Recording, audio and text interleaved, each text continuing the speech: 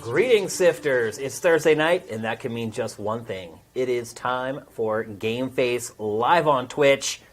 It's time for Shane to miss the NFL game. My brother in arms, Matt Kyle, is back after a little bit of a vacation. Did you enjoy your time up north? Yeah, it's pretty good, outside of the fall allergies. Yeah. Was it allergies or sickness that got you? Allergies. That's what happens when I go back home. What happens to me a lot of times is it starts as allergies, and then because it like runs me down, then I end up getting like a legitimate cold or something ultimately. Nah, I never get colds. What happens is I get like the big allergy attack, and then sometimes it turns into a throat infection. No. And that's it. That's the only thing I ever get sick with. One thing I will say is allergy medicine is amazing. It doesn't work too well on me It works like magic on me. It's insane. Like I went home a few weeks ago, and I haven't had a cat in forever. My cat died several years ago, and I was like, that's it, I'm not getting another one. My mom has cats. And I think my body has, like, changed now. And, like, I went into her house, and, like, I immediately had, like, an allergy attack. She gave me, like, a Zantac or something, and I was good for, like, 3 days. Like, that stuff's amazing. Yeah, that didn't work on me. Although the antihistamines knocked me out, so I get, like, weird and loopy, and it's not a lot of fun. Then pass out and drool on yourself Like, on the when couch. I was a kid, I used to have to get shots. Yeah, I did, too. When I was, like, 5, they did that thing when they stick you in the back, like, a million times. No fun. No. So I stayed a little longer than I expected because I didn't get everything done I needed to get done. But I did, eventually. Well, at least you made it back for GameFace. Yep. And, I've been seeing on podcasts all week this week, there's nothing to talk about. It's dead in the industry. I saw some comments on Twitch before we started, like, what could they possibly talk about? We're going to talk about how dead it is. Yeah, we're not, actually. I think we have a great show. We have several topics to talk about before we even start the Big Six, and then we get into the Big Six, and I think we have really good stuff for you guys tonight. So I think you're going to be excited. Just kind of some bookkeeping, smaller stories to talk about. Oculus this week, it leaked out or actually it was on like a retail site that the Oculus Touch controllers, Matt, are going to cost 190 euros. That's insane. Dude. That makes it more expensive than the Vive. It puts it at about the same place as the Vive. And I'm just wondering, I'm kind of surprised that the Vive has beaten Oculus just because of the price. I just assumed people would buy the cheaper option.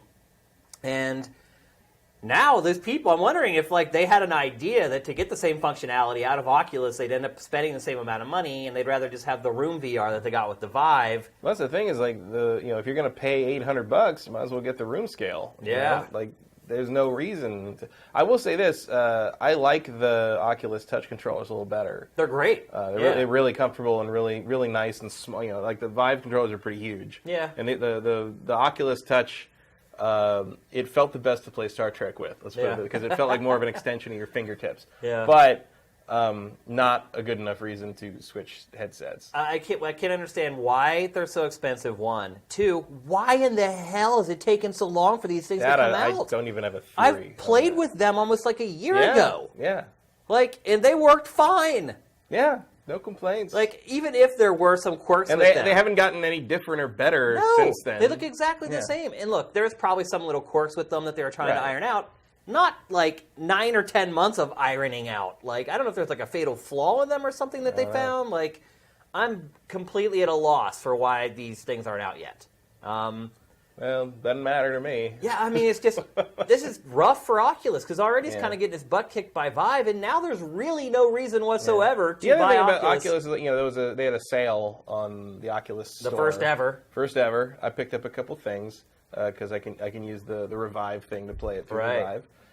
I'm always struck when I go to the Oculus store, like how few games there are on it. And beyond that, how few of them I actually care about playing. Yeah. I picked up the new Insomniac game, the Feral Rights thing. Beat 'em up. Which I haven't tried yet, but $4 was the right price there. It's only $4. It was $4.99 for. It just went on sale. It just was released. It was $4.99. It's like normally $30 or something. Wow. I was like, yeah, done. Holy cow! And it's not getting amazing reviews. No, but for $5, whatever. Hell. You'll take what you can get. You need content, right? But yeah, and also you play two of those, like 2 arcade games at Dave & Buster's. There's $5 gone right there. Yeah. And so I haven't tried it yet, but cool. I'm also like, I'll buy whatever Insomniac puts out. I'll support Insomniac no matter what. And I appreciate that they're trying to make real games on this thing. Yeah. And that's about it. It's like my library on the Vive is pretty. You know, I got like 40 games, but like 3 of them are Oculus, and like you just think there'd be more by now. So I don't know if you remember or not, but I've drawn a parallel between VR and the first 3D games with like the N64, and how I felt like VR is kind of providing this brand new experience, and it kind of, even games or genres that you've played before feel fresh and new when you play them in VR. I feel like that parallel is kind of carrying over to software, where you have this very limited amount of software, and it almost gets to the point where like each game release is like an event, and it's not like you're just expecting a game to come out every week, but when one does, you really pay close attention to it if you own the headset, obviously. I mean, that was the N64 experience, Yeah, I mean, I feel like that whole thing's kind of being replicated again with VR. Well, you kind of that period where like everybody was trying to figure out, you know, basically this new language of how to present a game and how to control a game and how to function. And yeah, you definitely see that happen. And like the funny thing is, like, it's sort of like, the N64 PS1 parallel is actually probably even better now than it was when you originally proposed it, because you're seeing that with this. Although the success of the different platforms is reversed, because you're seeing, like, I think the Oculus reminds me of PS1, where it's like, here's the standard experiences, sort of. This is VR 101. Yeah, but it's got music, and it's got FMV, and it's and you know. Meanwhile, the N64 is like, we don't know. Like you use the yellow camera buttons to drive, and you use the analog stick you use to control the flying teddy bear. Like we're just try it. Let's see what you think. You can use 2 if you want. Yeah. Yeah. And like so, like Vive really feels like it's trying to like new things and sort of exploring that space the way the N64 did, and. Well, it's also Oculus, and also because Oculus it can't move around, right, you know, and doesn't have the touch control. You're basically you got goggles on your face. You're playing with a 360 controller, basically. The other parallel too is that, like your comparing Oculus to PlayStation 1 and Vive to N64, it also kind of holds water when you think about the in-game experience. Like the actual in-game experience was kind of better on N64 as far as the visuals that you had while you played. But PS1 kind of had the frivolities, like you said, like being able to play FMV and being a CD player as well. Like, there's a lot of parallels between that generation of consoles and what's happening with VR right now. But I'll tell you one thing, like, they're going to have to lower the price of those controllers. Yeah. Because it's probably also lower the price of some of those games. Yeah. Because $39.99 is not going to get me to buy that Edge of Nowhere thing anytime soon. Yeah. The other thing is I keep running into is, and Chronos does this, a couple other games do this, is like... the Oculus Store only. So this might be like a Oculus compatibility thing with the Vive, but they can, you know, so the Oculus games you just sit there and you play them with a controller. You know, it's like you're in VR and you look around, but you can't. You know, it's not a room scale thing. You have to sit there in your chair. The Oculus games continually put so basically there's a set screen. There's a forward, right? In an Oculus game, there's a direction you're supposed to be looking. Yeah. The Oculus games continually put forward behind me, and so I have to turn around in my chair and look behind, like away from my computer. And with that's the one place that's the one place the cords on the Vive become a problem, because like now I'm trying to turn and I got a cord on the controller and I'm trying to get this over the cord of the thing, and I got this. Okay, this is, and I'm like, how is it that the Vive's cords become a problem when I'm playing non-Vive games? Like it's. I'm playing games for the headset that's supposed to stay in one place. Well, to be fair, you are kind of hacking it a little bit to get those games to work on Vive. But like, it's just, I don't know if I got an Oculus that Chronos would like display in front of me, and it probably would actually. Because like the other games I've played on Oculus display in front of me. Yeah. Like, Chronos is behind just Chronos for whatever reason. I don't know what that. I haven't found a way to change that. Interesting. I mean, I just turn. You know, in the end, it's simple enough to turn around, but it's just like. It's a weird little thing where it's like, oh, now it matters where the game is, not just what it looks like. It's just like, oh, I don't. And I've had points where I'm like, oh, maybe I should play some more Chronos. I don't want to turn around. It's just like it's like how lazy can you get? So but it's like it does make me play like Eve Gunjack instead, you know. Yeah, it's. I have to say, I am getting really excited for PlayStation VR. It's just a couple weeks away. Finally, I'll be able to sit down and actually do like a session with it instead of just waiting in line behind journalists and getting my 10 minutes and then getting shuffled along. Like, it's also been interesting watching people, and I've kind of like watched everybody else and kind of learned how they've been shooting VR. And really, no one's found a good way to do it. No. Like even today, we curated a couple videos of people playing VR where. It was awkward, and they're like trying to do commentary while they're playing, and like the mic cord's getting wrapped in the cord for like.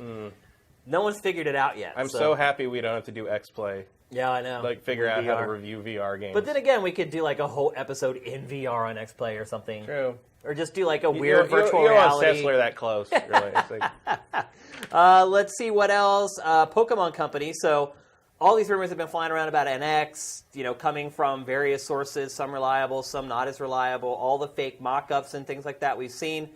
Nintendo has held tight and not announced anything about the NX. And then the Wall Street Journal does an interview with the head of the Pokemon Company, and he just tells everybody, yeah, it's a console handheld hybrid. It almost read like he wasn't aware that he wasn't supposed that yet. Yeah, exactly. Like he totally let the cat out of the bag. He's known what this is for so long. The idea that the general public doesn't know is like alien to him. Well, he also works for Pokemon Company, which is kind of this company that's a little bit secretive and does things behind closed doors and probably isn't out and about on social media and on the press sites and things like that. I could see where he would be insulated enough that he would not realize that this is something I should not say. Although I could also see just being frustrated with Nintendo's lack of communication to the public and be like, hey, maybe if I say this, I'll actually have to tell them something. Yeah. And look, I'm guessing Nintendo... And what's Nintendo going to do? Say like, oh, we don't want to do business with the Pokemon Company anymore? No way. And I'm sure Nintendo saw that quote and was like, oh my God. And it's too late to get it back. And even if it had gone to the Wall Street Journal and said, hey, could you not run this? Wall Street Journal would have said, screw you. That's not how they play. They're like, we have him on tape saying this. We'll send you free NX. No, that's not. We don't do that here. Yeah. So I thought that was interesting. It's crazy to think finally now it's really been confirmed by somebody who knows that it is in fact a handheld console hybrid. I mean, we'd all kind of assumed that. But we'd assumed things before. But this is the closest to official confirmation we've had so far. No, we just have to wait for them to show it to us. Yeah. Maybe that'll happen someday. Maybe one day. We're like, couple of weeks. 5 months away from it supposedly releasing? I mean, I still believe if they can help it, they don't want it to slip out of this fiscal year. Yeah. But, it's getting down to it, boys. It's, I feel like once PSVR comes out, you kind of missed your window to grab the zeitgeist there. You better have it out and better do something in the next 2 weeks or so. No, you're right. They should announce NX before October 13th when PlayStation VR comes out. That's absolutely right. I think you're onto something there. Otherwise, it could just be because when PlayStation VR comes out, new hardware is exciting and all, but PSVR is new hardware you can actually go get. It's there. Yeah. And I think the word of mouth for PlayStation VR is going to be huge. I think people are going to be talking about it. I don't think it's going to be like a Pokemon Go type thing or anything. No, I don't think it's going to be like the commercial where the guy comes back in time and warns the guy not don't do this because it ruins the planet. That's an interesting marketing tactic, isn't it?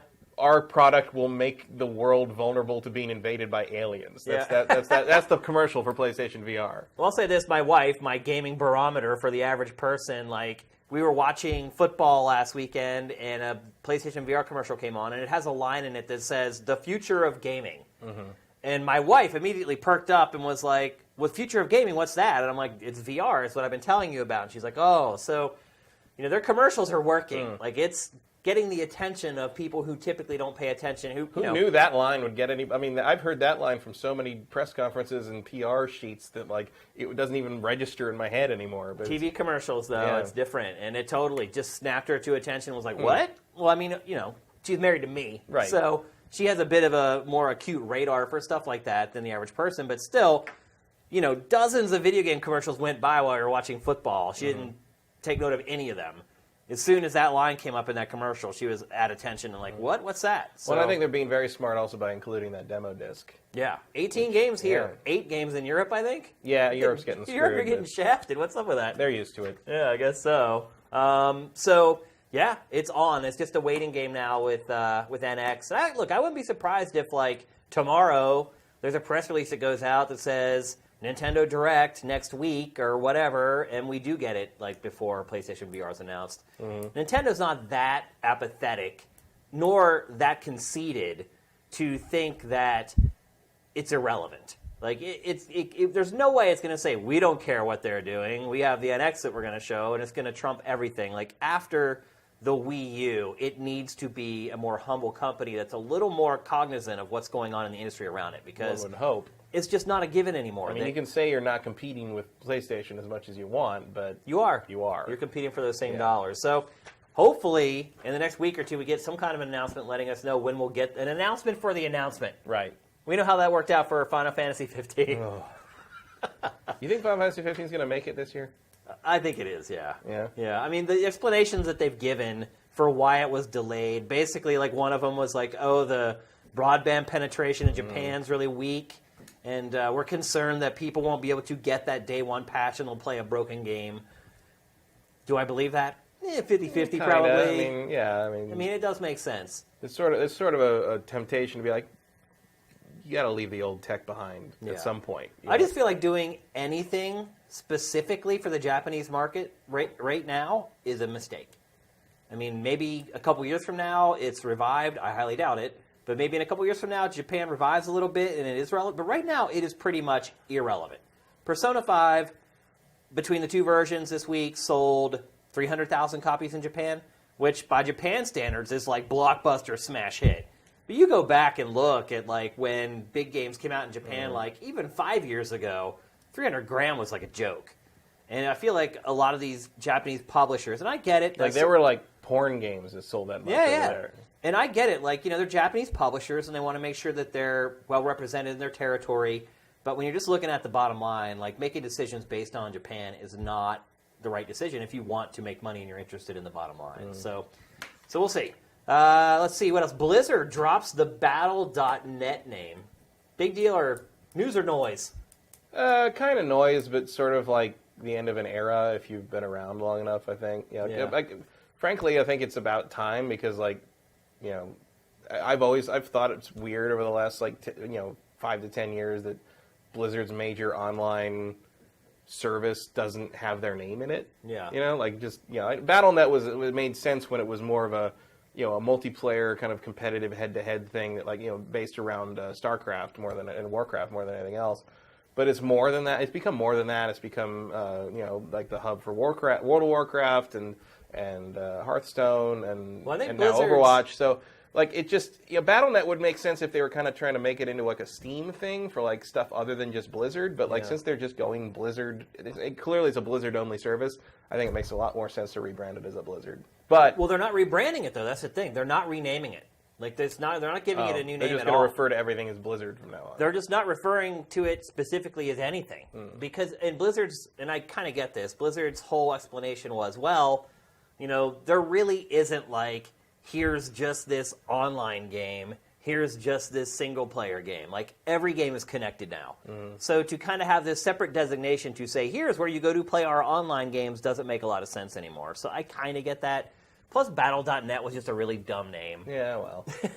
It's 90s internet is what it is. The .net thing. It makes sense in the sense of whoever, we got Battle. Just Battle. It's called Battle. .net. This is it's like we got website.com. It's great. Why didn't they just name it like Blizzard Online or something right from the get-go? It's really odd. I never thought that name was a good idea. Back in the day, because I remember asking that back in the day, and I remember there was some people I knew who they didn't work directly with Blizzard, but they were working with MPlayer. You remember that old stuff? Yeah, of course, Empath? And they said that's some 90s stuff right there. They said that they heard that the reason they didn't want to call it like Blizzard Online because they didn't want it to be BO. Oh, I can see that. And I still think that back in the day there was some ambition to make, because it was back when MPlayer and all those services that and GameSpy Arcade and all which eventually bought MPlayer. The idea was to create this service that could connect gamers to the online features, and I think Battle.net was probably originally made with an eye to being more than just Blizzard games eventually. Yeah, I'm sure. And that just never happened because why? Yeah, it makes no why sense. Would you why complicate things with non-Blizzard games when you're making more money than you can count with your own stuff? Yeah.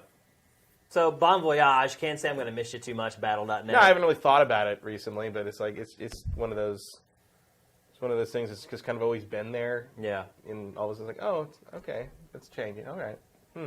Yep. So while you were out last week, Tokyo Game Show happened. I don't know if you caught any of what was going on there. I watched a lot of trailers. Yeah. That's about it, Anything strike your fancy before we kind of get into what we're going to talk about? Yeah, that was a while ago. Nothing stuck in my... obviously the Super Mario Run thing was not a shock, but it was like, I mean, that was that wasn't TGS. So that was the Apple conference, but it was still sort of like, Japanese game news. Yeah. I watched the Persona stuff. I watched, what was that? Persona out in the wild now. Yeah. That's pretty much the whole game on YouTube if you're weak. Nah, I'm good. I don't need to watch someone else play an RPG. Yeah. I watched the Last Guardian stuff and all that. Now I can't. There was something I saw. I was like, "Oh, that looks really cool." Now I can't remember what it is. I'm gonna have to go back through my sifted feed. Birthdays, maybe. No, the game looks pretty cool. It was like some anime RPG-ish thing. There was a lot of those. Yeah, there was a lot of those, but it was one that was like, "Oh, that looks cool." Like it was by someone that I was like, "Oh, those guys." Maybe it was like a new. Maybe it was like the announcement that like Trails of Cold Steel or one of those games. I don't know. I'm not going to speculate anymore, but like I saw a lot of trailers. That was about it. Well, I'll tell you what hit me the hardest from TGS. Ultimately, at the end of the show, after I'd watched all the media and done all the curating and everything, was Yakuza 6. Oh yeah. That game looks hot. Yeah, it looks good. Really good. Poor Kazuma just constantly ended up taking care of children. They're not his own. I don't know what is happening there. There's clearly a swerve there, by the way. They're saying it's Haruka, the kid. The little girl he takes care of in the original Yakuza is grown up now, and apparently she has a kid, and she ends up in a coma, and he has to take care of this baby. And A, that's a trick. Like she's taking care of that kid for someone else to protect them somehow. Right. And B, there has got to be an action sequence where you beat up like 100 guys while holding the baby. Yeah. Like that.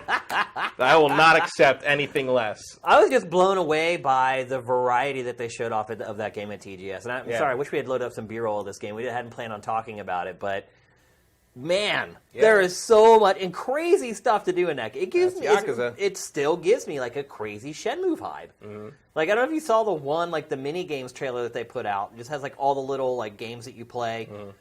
It's total throwback to. Oh, yeah. I mean, I was just it's got Virtua Fighter 5 in it. Yeah, it's got Virtua Fighter 5 in it. These weird mini games where you're feeding like 500 cats. There's like, there's weird cam girls thing that's like built into the like. It is just. Can't wait to see if that makes it to the Western version. I highly doubt it, but I don't know though, because like last time they cut like one of those weird like the hostess bar thing in Yakuza 3, the community like the fans went crazy. And Sega's included everything since then. So I wonder like they're going to get the same level of backlash. On the hell, if it like and everyone's like, oh my god, people will freak out or like feminist frequency will have a field day or like that or I'm like good let's get some publicity for Yakuza out there one way or the other because you're not going to put any marketing money. No, like that's the best marketing you could possibly have is if people get up in arms about how offensive this thing is and like all these people are going to hear about it. Yeah, but I was really impressed. That's a sleazy way to market your game, but like hey, it's Sega, we got to take what we can get. Yeah, exactly. I was really even just like the base gameplay, like the melee, like. There's lots of little details in that game that you would see in games like Uncharted. Just like context-sensitive animations when characters get close to objects. Like, man, just the stuff that I saw in that game at Tokyo Game Show, really impressive to me. I'm really excited for that game. But let's get to what we wanted to actually talk about, Death Stranding. So I don't know if you saw like Kojima's little presentation he did at Sony's press conference, kind of before the whole show kicked off. No. Where he talked about like the I saw that it happened, but it was insane. Well, at that he talked about showing the game further on Saturday at TGS, which he did, and really all we got out of that was that the game is coming out before the Olympics in Tokyo, which is I think 2020. Mm-hmm. So it's 2016 right now, Matt. If we're lucky. If he has a good run of development, we might get it by then. And then, like, recently people have kind of insinuated that it actually will be coming out in 2018 or 2019. Good luck with that one. That is indeed before 2020. It is, yeah. But, I mean, it looks like he's right back on the same treadmill that he's been on his entire career with that 4 or 5 year development cycle. Saying still that they still haven't really started working on the game. They've decided on the engine and they're about to start working in earnest. So I would put that right around 2020. Yeah. He's got that Sony bank account that the coffers that Sony filled up for him to make the game, but I wonder if Sony will be as patient or, even Konami. You're looking at like the week before the Olympics opening ceremony that summer in 2020. Like they light the torch and the game comes out, and he'll probably be pressed to get that done in time. So, Yeah, it's funny for someone to announce a release date 4 years away that they're hoping to hit before 4 years from now. It's like the opposite of the Fallout 4 strategy. Yeah, I don't think I've ever seen that before. In fact, there was a game a couple weeks ago that was announced, and it was announced as like a 2018 game. And that was the first time we had to put a release date in Sifted of 2018. And I thought that was a little curious. Yeah. And then you could probably go ahead and do that on Kingdom Hearts 3 already. Yeah, you're probably right. I should probably just put TBA under that one, actually. So you see, it was some, I can't remember what store it was, but it was like, it was Metacritic. It was the Metacritic, like, readout of the upcoming games this year, and in each game had, like, a genre. Yeah. And under The Last Guardian, the genre was vaporware. So I'm like, someone at Metacritic's having some fun. Huh? I see. That's great. I see you. That's great. I'm going to start doing that for canceled games on Sifted. Instead of having canceled in the release date, I'll just put vaporware in there. That's pretty clever. Then one last thing before we move to the Big Six. Forza Horizon 3. I talked about it on the show last week. I had played it for a couple of days. I've now played it for a week. And I don't know if you actually did not get to watch the show last week, but I was enjoying the game a lot after 2 days. And after a week, I'm enjoying the game even more. It's really, really good. I'm having a blast with it. Getting some really high reviews. Embargo broke yesterday. Our eval will be up tomorrow. So just want to let you guys know that. The only that. really negative review I saw was like from this guy who apparently thinks everything should be dirt. No. Dirt Rally. He compared it to Dirt Rally like 4 times in the review and gave it a 2 out of 5. Really? Yeah. I was like, oh, okay. That's why we curate reviews on Sifted and don't put up every review. I have it ordered and preloaded on the PC. We're ready to go. There is one correction and retraction from last week, though. It's something I said about the game was actually incorrect. Last week I said that you could stream music from multiple music services. That is not the case. You can only stream music from Groove, which is Microsoft's new service. Consequently, when I actually tried to hook up Groove into Forza Horizon 3, it crashed the game, and I lost a car. Like, I don't even played it yet, but there's these things in the games that are in the game where you have to basically, they give you a big area, and in that area there's a barn with a car in it. Right. And if you find the barn, if you find the barn, you get the car. I lost a barn find because of the crash. Like, literally, my car pulls up to the barn, it goes to go to the cutscene, and it just goes, yeah, and just kicks me back to the dashboard. And I went back in, I had lost the car, and I had to go back and search that whole freaking area again, looking for those stupid-ass barns. So it's wrong, and anytime I pick up on something I have or incorrect information, I give you guys, I try to correct it. And you can only stream music through Groove. Somehow through Groove, you're supposed to be able to use like music on your PC and stream it from your PC. I could not figure out how to get it to work. But they do give you a free 2-week trial of Groove if you want to try it out. So yeah, just wanted to correct that from last week, and the eval will be up tomorrow, so look for that. I'm kind of it's a little weird. Like, I'm looking at Forza, and I'm looking at like our game eval system, and it could end up being like up there. Yeah. I mean, obviously there's a story. Yeah, I mean the story will hurt it like big time. But I mean everything How else. bro-y is it? Like the other games, though, it kind of have that like. It's like bro, come to the festival. Come to the festival. You can have the bomb. Yeah, I mean, I can't even do it. Bomb ass festival time. I don't know. Like, there's a female narrator this time, and I think that takes a little bit of the edge off of it. But there was one in one of the others. With, like, I think it was the first one. It was the first one. I can't remember if it was the first one or the second one. But the thing I didn't like about her was it's like she was constantly like, "Ooh, wow, you're really." I'm like, "Stop!" No, like, she does that. Stop hitting on me, you stupid guy. Like, you're not. I don't like. What am I supposed to get real. out of this? Yeah. That the fake pre-written narrator girl is like super impressed with my virtual drive. Like, fuck yourself. Well, you can talk to her in this one too, like great. Through like the Connect. It's like a Cortana type thing where you can actually like say her name and she'll pick it up and try to answer your. My Connect is in a drawer somewhere, so I still have mine hooked up. Believe it or not. I'm not gonna know that. By the way, Sifters, before we get to the Big Six, there's a deal right now, and it's on the site. And if you want to find it easily, you can just go to the deals channel. But right now, you can buy the original Xbox One with Kinect, and I think with a game for $190 on Groupon. Wow. There's some little quirk you have to jump through. I know this is probably only going to work for people who are on the stream. People watching the archive tomorrow is probably not going to help you out. But if you guys have been waiting to get an Xbox One, and you're on the stream right now, go buy it. You probably will never find it that cheap ever again. I've never even been close to that cheap. Not with before. a Kinect, for sure. I mean, it's basically like they are clearing it out. So if you've been waiting to get an Xbox One, I mean, I still have the OG model, and you're not interested in getting like the new Slim, like I would go buy that right now. So that's a tip. Let's get to the Big Six. All right, so originally, when we had Destiny Rise of Iron on the docket for the show, I assumed we would spend this time talking about all the new content updates and all the raid and all this stuff that they're adding for Rise of Iron, the new campaigns, everything. And so Matt, as you guys probably know, is a big Destiny player. How many hours would you say you put into Destiny at this point? Around 100. Around 100 hours. The trick here is that those 100 hours were over a year ago. Right. So. Okay. So as you know, I finished the game and played an extra like 5 hours, and then I never touched it again. So, Matt, why don't you tell us your story about Destiny Rise of Iron? So I loaded it up. Preload and all that stuff, and I loaded it up to poke around.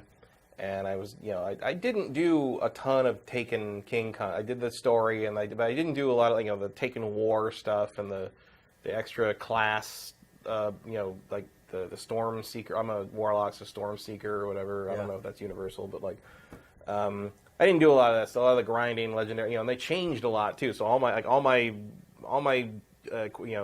materials are all condensed into one thing each now, and I have all these cubes that give me these like worthless purple armors that you can infuse with like more rare materials to bring their level up to like where you can. I was so lost when I loaded this because I haven't played it in like a year, so I loaded it up, and finally I was kind of finishing some stuff up and getting reacquainted and going through some areas and coming back, and finally last night I'm like, okay, I'll do the Rise of Iron stuff so I can. And I go to Rise of Iron, it's like you can't play this yet because your gear isn't high enough, and I'm like, what? So.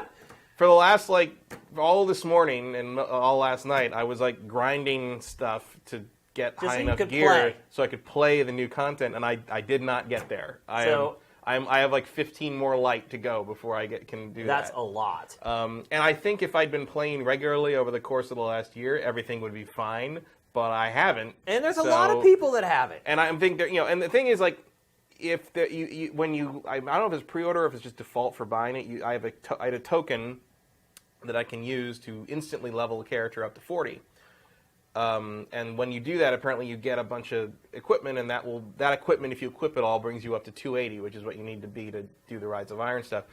I have 3 level 40 characters of each class already, and they can't use the thing because they're already level 40. So I can delete a character I've put a bunch of hours into and create a new one, but I don't want to do that because they're my characters. But then, they're also kind of useless, so I don't know what to do. So I'm just going to keep playing, and eventually I will get to the Rise of Iron, I guess. This is so dumb, though. So World of Warcraft Legion comes out. Blizzard, again, because it handles everything perfectly. For whatever reason, it just always handles things right. You could have never played World of Warcraft and immediately started playing Legion and play the game. Right. They give you this preloaded character that you can use. Sure, it's not yours, and you didn't build it exactly how you want it. But they give you the ability that when you buy that expansion, you can play. And Witcher 3 did that, too. Yeah, this is insane, Matt. Look.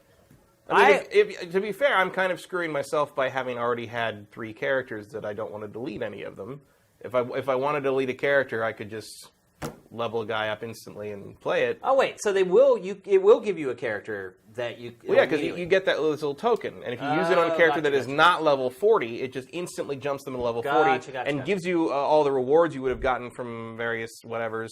And so it's all this blue gear. It's not great, but if you equip it all, it puts you to 280, which is what you need. So if you don't have all your character slots full like I do, you can just do that with a new character if you absolutely don't want to grind your old character. But I want to play it with my Warlock. That's my character. I want to keep. But there's all these weird things. I'm surprised they won't sell you an extra slot for $5. I'm shocked they don't have more than 3 slots still. I guess there's no reason if you have one of each, but I don't know. It's weird, and everything I have is outdated. I have this exotic helmet that I love that's got flaming wings coming off the side, and it's super weak now. Yeah. And one guy. Well, I'm sure everything you have is. One guy made fun of me for wearing it. I was in the tower area, and I got a message from some guy. He's like, "Why are you wearing that old ass helmet?" You should have wrote back, how the hell do you know this is an old-ass helmet? Because these people know everything. Because you can see it's not year 3, basically. It's not year 2, even. How can you tell by looking at it, though? Because they're unique. It's one of the exotics. So, like, right, but how does people know every single freaking helmet in that game? Because we're nerds, Shane. Like, I don't know it. I don't... Even if I had played this whole time, I would not know that was an old helmet. Like, I just wouldn't. Like, I don't look at games like that's insane. I don't look at other players that much. Right. I'm just like, and not only that, it bothered him so much. He messaged me. That he went into the dashboard and messaged you. That's crazy, man. Like, so... And I was like, I mean, and he's like, I was like, I like it. Fuck you. Yeah. And he was like, and he's like, well, you better upgrade the thing. So I guess you can upgrade it to be more powerful. More powerful. Yeah. But again, it's just another bar to fill. It's another grind to do. Yeah. And you know what? Like, are you going to do this, by the way, Matt? Are you going to? I'll play a little bit. You're going to play it so you can play the content with your characters. Yeah. I mean, I don't know how long I'll do it. Here's the other thing. I mean, the HUD is still a pain in the ass on my plasma because it's got so much bright white on it. So right. if I want to play it for any real length of time, I'm going to have to move it to my PC and use my monitor there, which is a pain in the ass. Yeah. Especially because now the place where I would normally put the PlayStation, which I did last time I played Destiny for that long, is taken up by my Vive. It sits there now, so I have to find somewhere else to put the Vive. It's just a problem, and I really do enjoy playing it. It makes me feel like I used to feel playing like the old Halos, like when Bungie used to make really good Halos. And you've got, at its best, that game is that. But like the last 2 days playing this thing, I'm just like, why did you bury this? What I think is a really fun shooter at its core, it's moment-to-moment gameplay core. I think it's really fun to play, and you buried it under like every imaginable terrible MMO design decision. For no reason. Like, just let me play. I've spent like $100 on this game over the course of 2 years. Why can I only play like why do I only get the good reward for the daily, like the social mission, the public mission thing? Why don't I get that once a day? Like, just let me play it more. Like, why do you have to gate that stuff so much? Because like, I just want to play. I just want to play. My perspective on Destiny is that Bungie went about it entirely wrong. Instead of creating a shooter that has some light MMO elements, which is what most of its fans want. Look, its fans are shooter fans first, but they're also open to RPG stuff. Instead, like, the game as it's gone on has went away, because I feel like the base game was kind of that way. I feel like the MMO stuff was pretty light. Like, I didn't play it until as much you got as to the did. end game, and it was just praying to the random number god to give you the damn thing you capture a 7-hour raid or whatever. Like some of that stuff was crazy. And now, luckily, there are very grindy, unfun, but there are ways to earn high level raid level gear other ways than playing the raid, because they realize not everyone can get people together for a raid, and the time commitment is right. Like, and the trophy for completing a raid, I think like 22% of players have it. Like, I'm actually surprised that many people. That's pretty high, frankly. Yeah. But I feel like they've gone and since launch have just gone the entirely wrong direction. Towards the MMO more instead of back towards where their fan base is. I think it's weird that they seem to be looking so closely at like early World of Warcraft for this, when you should be looking more at modern Diablo 3. Yep, you're absolutely right. I think is where your sweet spot is. That's great. That's exactly what I would say as well. And I'm just shocked that they've ended up going this direction. Ubisoft, for its part, this week came out and said, hey, we were heading down that path with the Division, and we're stopping. And so that's why their DLC was all delayed, because they started to see that the game was becoming a grind. And so Right, yeah, exactly. And so they're doing an about face now, and they're trying to pull it back so when people play it, they feel like they're playing a shooter instead of some grindy MMO game. So and that 1.4 changelog they put up for Division is great. It is great. Yeah, there's lots of stuff in there that they probably should have done a long time ago. Like the revision. Right, yeah, it is kind of a revision. So Ubisoft is getting it. It doesn't seem to be that Activision and Bungie... Ubisoft gets it eventually. Eventually, yeah. Give them a year. Yeah, we'll put it together. So... have you played any of the multiplayer stuff? The Crucible? No. So I'm wondering how that's changed, if at all. I don't know. I know. I have a couple friends who've played like the version where you go in with your gear and all the gear is not adjusted. Right. It's just like everyone's just playing It's just cosmetic. And like one of them's like, I killed someone. It's just like apparently it's like gods competing. That's kind of the way it was kind of that way at launch, honestly. Yeah. Like, I played a fair amount more of the multiplayer in the Crucible than I thought I would on the vanilla game. I really enjoyed it. But see, I thought I would play it a ton. It's Bungie. Mm-hmm. I mean, it's a Bungie game, and they're not making Halo anymore. So I was like, man, this multiplayer is going to be bomb. Like, I'm hating the grind of the game.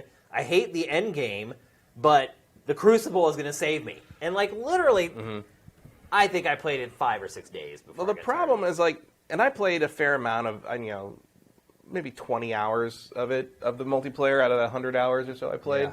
Yeah. And I liked it a lot. And like, that's what kind of like, when I was playing it and really enjoying it, I was like, this multiplayer must be terrible to like a shooter veteran because I'm really enjoying this. And whatever it is that I don't like about shooters that veteran shooter players love must be gone, and that must make it bad for those people. I was expecting someone who likes shooters the way you do for reasons I can't explain because I don't know enough. I don't know enough. I didn't feel like there was a level. Super unbalanced. I didn't feel like there was a level playing field. Well, every time they do any kind of like update or rebalance on it, would just unbalance something else. So like there was a period where everybody's running around with revolvers or hand cannons. And it's Bungie. It's like they should know how to handle this. Like, right. And eventually I stopped playing because it wasn't like every time they'd update it or revise it, it would get more balanced or better. It would just, now everybody has to figure out what the God weapon is and switch to that. Yeah. And eventually I think it hit a point where I think the God weapon, I think was hand cannons or some other weapon that I don't like using, and I just stopped playing the multiplayer because I wasn't competitive because I didn't want to use that weapon, and I was just getting wrecked.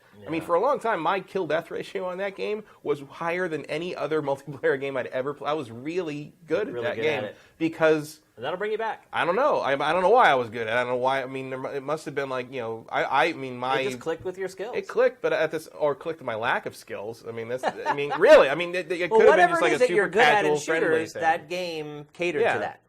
I mean, it helps that every once in a while you got like the free nuke. I would.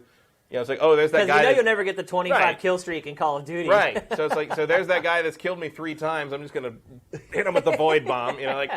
So, and that was sad. Even if that guy killed me 3 more times after that, I still hit you with a void bomb. Yeah. And like, I know you saw that. And nothing you could do about it, and it pissed you off. You're mad, yeah. Because when people do that to me, it pisses me off. It does, yeah. So yeah, I had a good time playing it, but it's just like. Eventually, it kind of drove, and eventually I kind of like earned enough of the marks of whatever to like buy the things I was interested in from those vendors, and then I had nothing else to do, And I played the Iron Banner stuff when that went up and stuff, and it was fine. But like, eventually it was just, it's the same. It's like you're playing the same thing over. Even with the new stuff, I'm like, this is the same area in Venus. I've been 1,000 times. The same place on the moon. I've been 1,000. Even one of the, now that I'm catching up on. Some of the other Taken King stuff, like I replayed a couple of story missions on that, and I'm like, oh yeah, like this one mission takes place. A bunch of these missions take place on multiplayer maps where you never played in single player before, but now it's in the story, and I'm like, and I know this because I've run through these corridors 1,000 times, and and like on one, it's like that doesn't count as new content. People like you can't put me on something that I've played 1,000 times in multiplayer and then make it a single player level and say, like, see, it's a new place. Like, no, it's not a new place. Yeah, the final thing I really want to say about this game, and in general, this has happened over time, is that I just feel like it was the nomenclature and the verbiage they use in the game was a horrible decision. It's so the last few days, as Rise of Iron came out, our admin has just been flooded with content for this expansion. And, typically you're looking at our admin at content, it'll say Mafia 3 weapons trailer or whatever. Then you get to like a piece of content for Destiny and it might as well be another language. Like I can't even understand what the hell they're talking about in the content titles. Like all the words and the verbiage, it's like Nordic or something or like Scandinavian. Like I don't even know. It's like you were saying, or the marks. Like, nobody hears that word and knows instantly what that means and what it does. Like, just the way they've named everything in this game, it's not intuitive. Even knowing what they are, like, there's a point today where I'm like, I need more legendary marks. Yeah, like what the how hell do I is get that? legendary? I don't remember how to do that now, so I had to look that up. It's like, and then the whole light thing. It's like, and then why? of course, like some of it is like strike. Do strikes to get these. I can't do any of the strikes anymore because I'm not powerful enough to do Rise of Iron. Yeah, very weird. It is really weird how they're handling it. It is reassuring though to hear that you can just jump in and start playing though. Yeah, if you have a free slot and you don't care about the character you've devoted however many hours to, you can jump in with a new character and just see the stuff. Conceivably, it would be a better option if they let you just boost one of your characters up to that level. I mean, it would be nice if I could just get like a minimum spec set of armor out of something. To put on my character and go play Rise of Iron. Yeah, because you play a game for 100 hours. You've built an affinity with this character that you've been playing. Well, yeah, and just give me the same, the equipment you get for the level 4. I watched a video, and the equipment it's all blue. It's not amazing. It's just enough to get you there. Right. Like, just give me that. Yeah.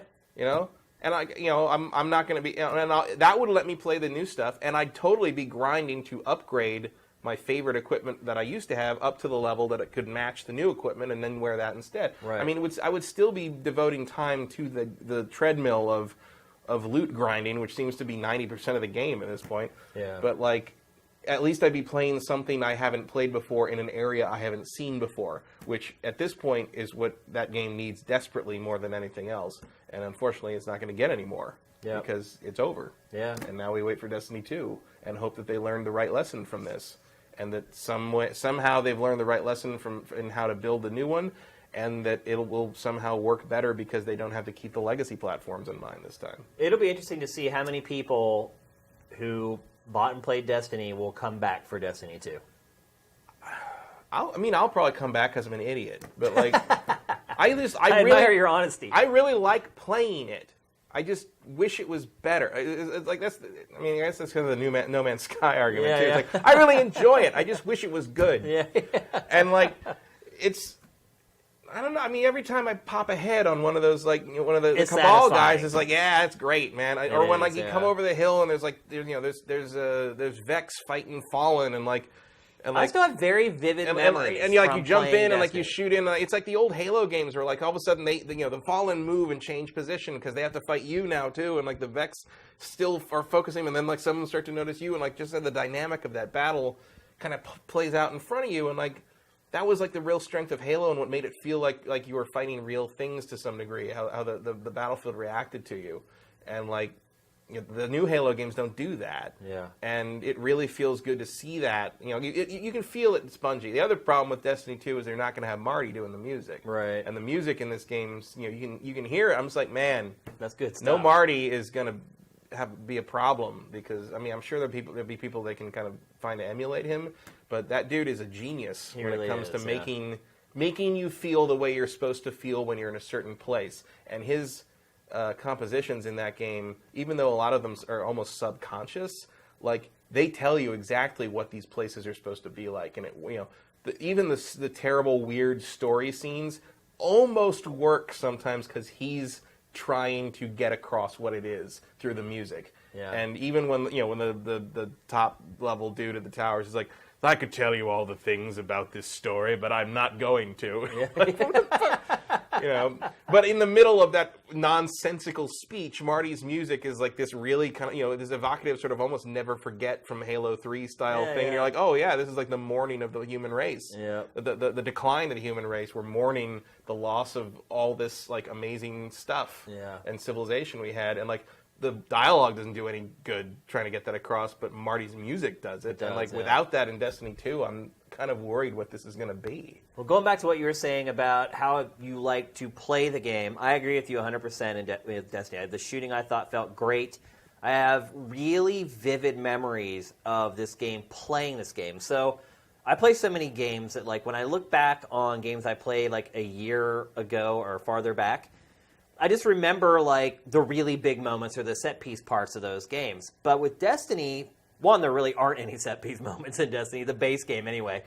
But I remember just very specific combat scenarios. Or I remember like a couple specific headshots that I landed from like a long distance and like just got it just lined up perfectly and just pop. Their head just goes pop. And I just remember a couple times, like one where this guy was like up on this walkway and I was like 200 yards away and like I pulled out my gun, and I had just got this new gun, and I shot him in the head, and his head exploded. Like, I remember that from this game. And a lot of games, I don't kind of remember that moment-to-moment, hour-to-hour thing. It's more about, like, the train section and Uncharted 2, like, that type of stuff. So, and I've noticed, like, going back to it after, I haven't played this game in a year, and I'm going back and going to different areas, and, like, I know every corner. I know every room. I know what happened. And it's like, partly that is because I played it so much, but it's also because, if you just line up a series of corridors in front of me, I'm not going to remember that because it's all the same. But every section of this game has personality and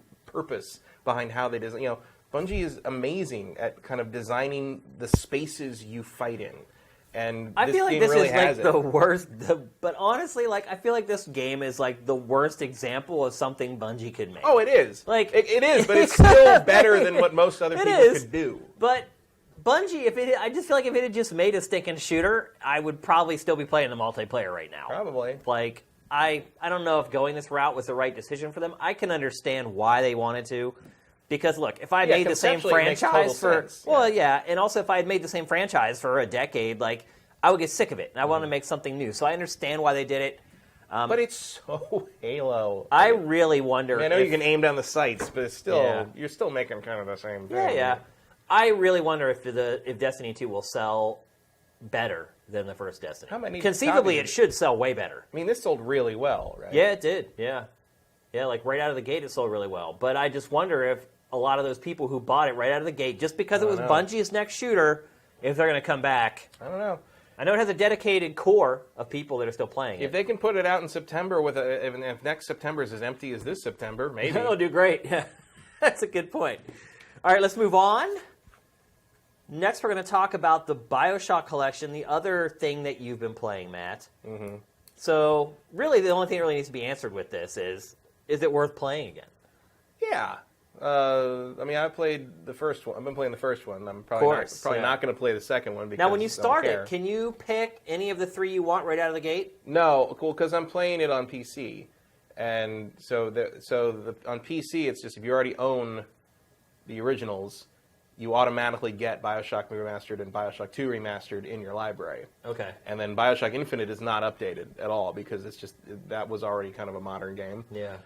So BioShock Remastered and BioShock 2 Remastered are separate entries on your Steam library than BioShock and BioShock 2. Okay. So you can go back and play the originals if you want. It does not overwrite them. So you just pick whatever you want from your Steam library. Gotcha. And so I've been playing BioShock, the first one, Remastered. The best one. Yeah. It looks really good, sounds really good, runs at super crazy, rock solid 60, no matter what resolution you throw it up at. There's some differences here and there, like there's people who've been complaining about the differences in the water Looks like the PC version's kind of borked, right? No, I haven't Really? Oh, there's been tons of reports. I saw all the reports, so I was worried, but I have not had a single issue with it. So, except for the fact that there is more texture pop in than I think there should be on a 9-year-old game remaster. Yeah. Mainly, there shouldn't be any texture pop in. It's mainly art. It's mainly art on the walls. Much. It's mainly art on the walls. Sometimes when you first come into a room or when you first start the game, he'll come in and like the poster on the wall will be blurry, and then it'll pop in like HD. Wow. And there's ain't no that's need for an that. LED issue. So that's the only thing I've noticed, and that seems to be very specific to art on the walls. I haven't seen it happen with like characters or anything else so far. There's no, at least on my machine, there's no slowdown when you start kicking like guys around with like physics, because like that would cause it to chug on the original. Yeah. I saw Jim Sterling was testing that out on his, because that's his favorite thing to do in the game is to kick bodies around. So that all works. The effects all work. I mean, it looks great. I'm probably going to finish it again. That's probably like the 4th or 5th time I've played the game. I will probably never load up BioShock 2 because I don't care. And I might dabble with BioShock Infinite. I've never played that on PC. So here's one thing I will say. So minor spoilers here. If you haven't played BioShock Infinite at this point, maybe I should have to apologize for spoilers because it's been out so damn long. Like, you should have played it by now. But one thing I noticed, even just in one of the trailers for the BioShock 3 remaster, is, the beginning where you get in the pod and, like, you get shot up into the air, and I don't want to spoil too much, but there's, like, a portal that you're looking out. And the portal, like, it's supposed to be round, but you can still see in the remasters that it's, like, polygonal. Mm-hmm. Like, they could not make, like, the perfect circle for the portal. So that makes me wonder just how much work they actually did on these. I don't Do you know. feel like there was a decent amount of work put into it? I think there's definitely a decent amount of work put into the first one. And from what the videos I've seen of the second one, it looks about on par. I think BioShock Infinite on consoles is basically a port of the PC version. Yeah, could be. And it might be a little quicker and dirtier than it should have been. I don't know. I haven't tried it. But as far as I know, they did not really touch that game on PC, and they just put the PC version on the consoles. No, for the remaster. For the remasters. Ah, okay, gotcha. So it is, better looking and runs better than the original console versions. But as far as I know, it's basically what the PC got originally, is what you're playing on the PS4 and the Xbox One now. Because they did not update the PC version of Infinite at all. Okay. It's just the same game I've always had in there. Gotcha. So, literally the same file. Like, there's not even like a new version. There was no update. There was no nothing. That's interesting. So I don't know. I don't know if there's any. So they're specific calling that differences. remastered still, though. On the consoles, yeah. But not on PC. Not on PC. There's no name for it. There is no PC. BioShock Infinite remastered on PC. Interesting. It's just the original PC version. And basically, you're right. They probably just got the PC version running on Xbox One and PlayStation BioShock 4. 1 and 2 are very clearly different.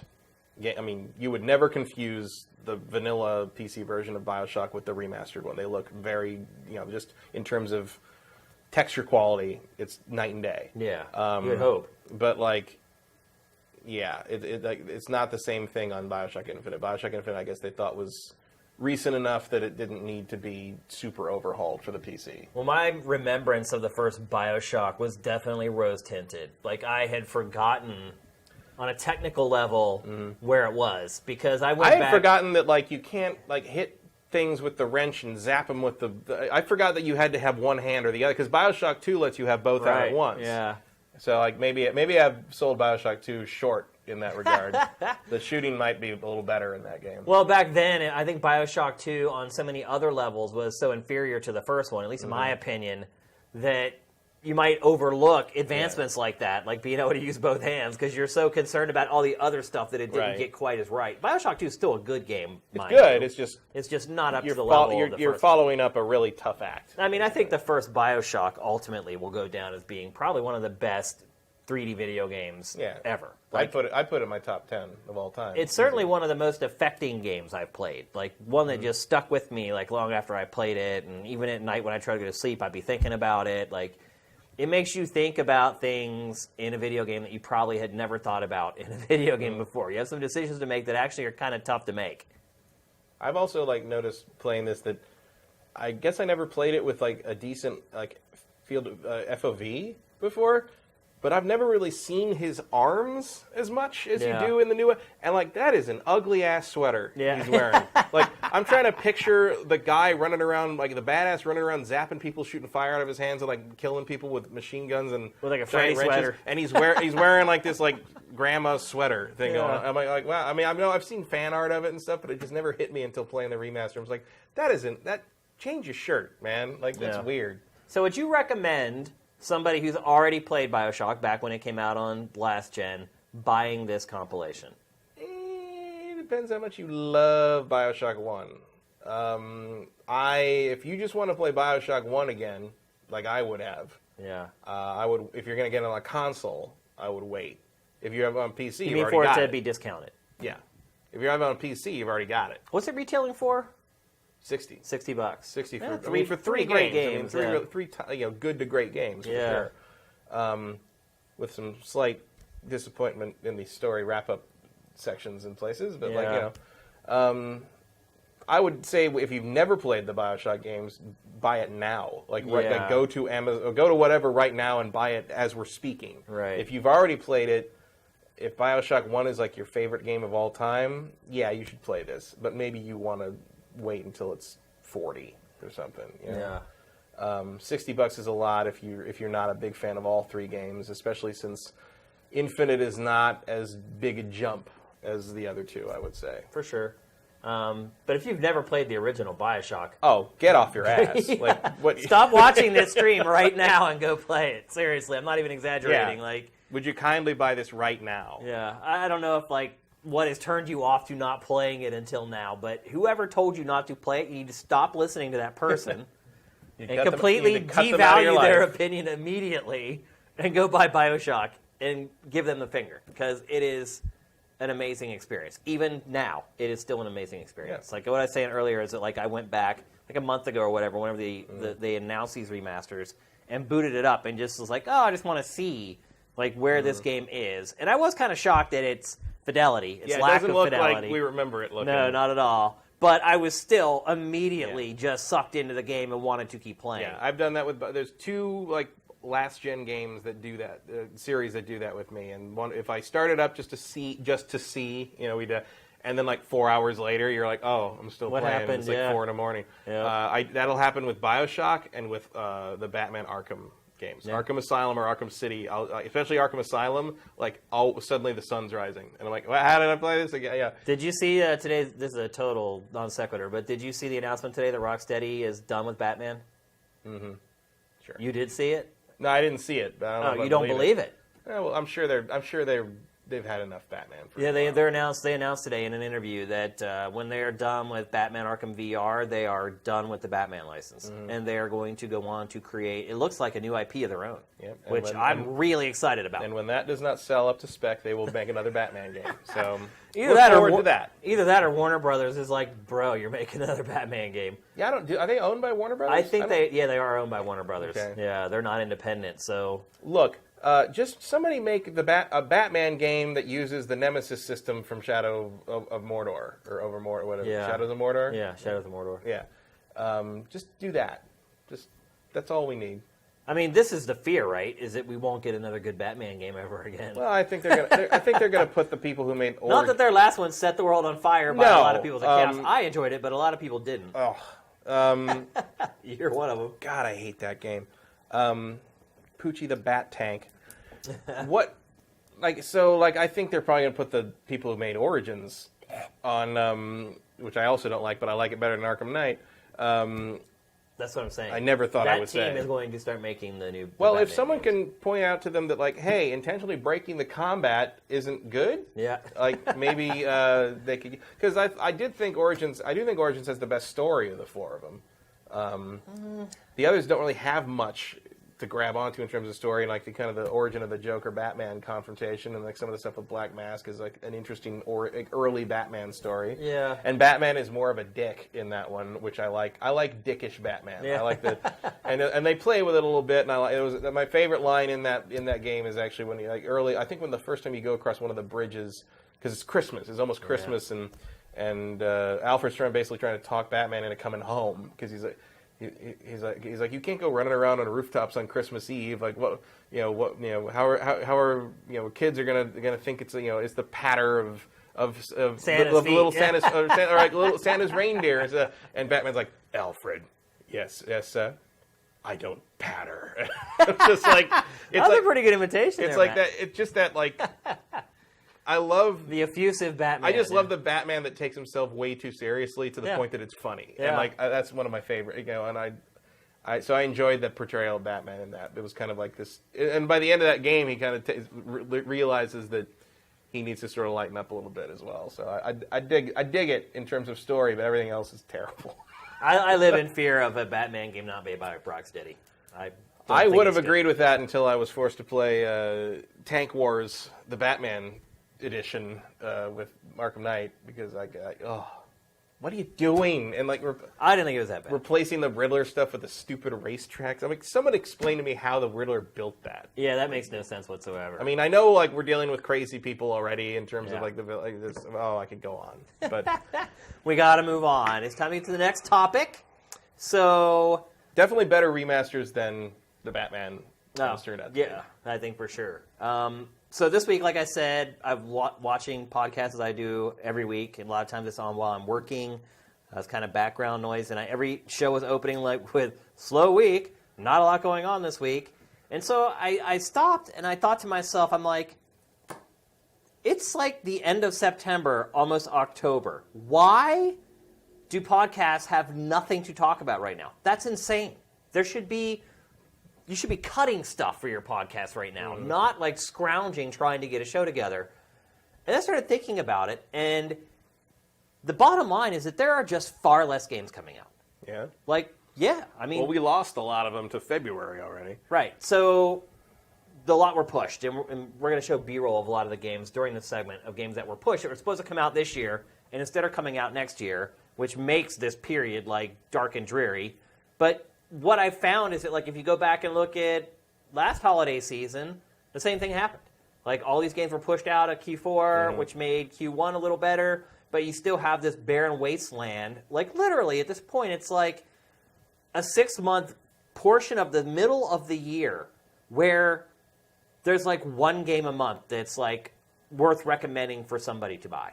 And so I started wondering, I'm like, I know just from working in the industry that there are less games coming out. I mean, you know it. It's pretty obvious. Just if you go and look at the output from last generation from a publisher like EA or Activision compared to what they're putting out now, it's a huge drop-off. So I went and tried to do some actual research, Sifters. I actually tried to find data on this, and it's really, really hard to find data on the rates of games being released in a given territory. And so, Sam, if you could pull up what I did actually manage to find. So this is the best thing I could find, which was up to 2012. But you can see there, and look, there's natural attrition as a generation peaks in the center and it starts to go down. But there, you cannot attribute that decline, that steep of a decline. Look at that Wii shovelware peak right there. Oh, I know. Look at that. But just look at all of it. It's that trend follows for every platform. And also that like 2008, 2009 right there is right where companies started going out of business after one bomb. Basically. Right. Yeah, and what happened there is because of that, all the other publishers suddenly become risk averse. So you can see the peak of the gaming industry really was 2008. And the odd part about that is that was the peak of like game trailers. Like 2008, 2009 was when game trailers was booming. And then from right then is when the traffic and stuff started to drop off. And you can see it's following that almost that exact same curve with the amount of games being released. That's also the most watched X-Play. Well, even though I think it wasn't the best X-Play ever was. I think the best era for X-Play was 2005 to early 2007. That is when the most people watched us, was 2008, 2009. And so it doesn't take a genius to correlate interest in games for shows like X-Play, websites like Game Trailers or IGN or whatever, all that coinciding with the amount of games available. Like it's almost an exact curve. Like I could show you like Game Trailers traffic curve, and it looks almost identical to that. Like from the years it went up, it peaked at 2008, 2009, and then it started on that gradual decline. It almost perfectly mirrors the amount of games being released.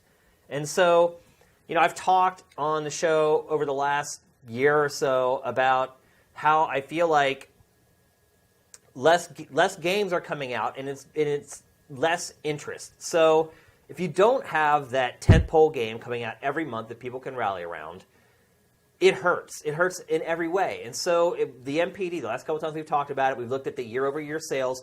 It has declined drastically. Every month except for this last month, it went up 1%, which I was like, hallelujah. It stopped like the bleeding, and it actually held steady for a month, thanks to No Man's Sky, I might add. But I think what we're seeing here is that with less and less games, there's less and less for the casual person to get excited about, and I feel like it's really starting to hurt the industry on the whole. And again, look, this is anecdotal. I try to pull as much data as I could, but look, we've worked in the industry for 20 years. I don't even know if what we think at this point is really anecdotal. Like, I think it might actually be pretty objective at this point. Like, surveys certainly probably hold a little more weight, but when you've done something this long and you've watched an industry this long, I think it kind of transcends anecdotal evidence a little bit at least. And it might at least stray into the territory of analysis. Yeah, there you go. That's a better way to put it. But I seriously think that the risk-averse strategies that publishers are employing now, which is we're only putting out games that are big hits, we're only putting out 1 or 2 games per quarter, and I think that ultimately, and we're putting out remasters for games that already sold well, and we know by data that if we put out a remaster of a game that sold really well 10 years ago, it's going to sell really well again. I think it is ultimately hurting the industry. I think there's not enough excitement in the industry anymore. And, you know, EA, it's worked for EA financially because it used to put out like 100 games a year. And now it's putting out like 25 or 30 games a year if you're not counting mobile or whatever. And so, Matt, what do you think it's going to take for these publishers to get a little brave and start working with new IP again? A miracle? Yeah. Is that, I mean, I don't see it happening, frankly. I mean, and every time, EA seems to have, some guts when it comes to testing stuff like that, or, at least making a sequel to something that didn't work, like Mirror's Edge. But they continually take a bath on that stuff. I mean, think about that's a perfect example. Mirror's Edge Catalyst. A sequel that they make for a game that didn't sell well in the first place. Part of it is the game came out, it wasn't great. Mm-hmm. It was good, but not great. But do you think they would have been better served instead of making that sequel to Mirror's Edge to have that studio come up with a new IP and create a new game? Like, it couldn't sell much worse than Mirror's Edge Catalyst. Couldn't have been that bad. Yeah. Probably would have, a mediocre new IP would probably have sold about the same. Yeah. And would have, garnered probably, maybe more positive reaction than like, oh, hey, here's a new thing that wasn't terrible, as opposed to like, oh, that was not as good as we hoped it would be. There's not a lot of prejudgment when it comes to the new IP. This is also why I think that's what Ubisoft, right. Yves Guillemot said this week, is that's why they're excited about NX, is because it's this new platform that provides new opportunities to make games, and when a new platform comes out, people are more open to new ideas. Mm-hmm. And so Ubisoft's strategy is, when that new platform comes out, put all your new ideas in right out of the gate. People will buy them and try them because this is new hardware. Right. It's supposed to do different stuff.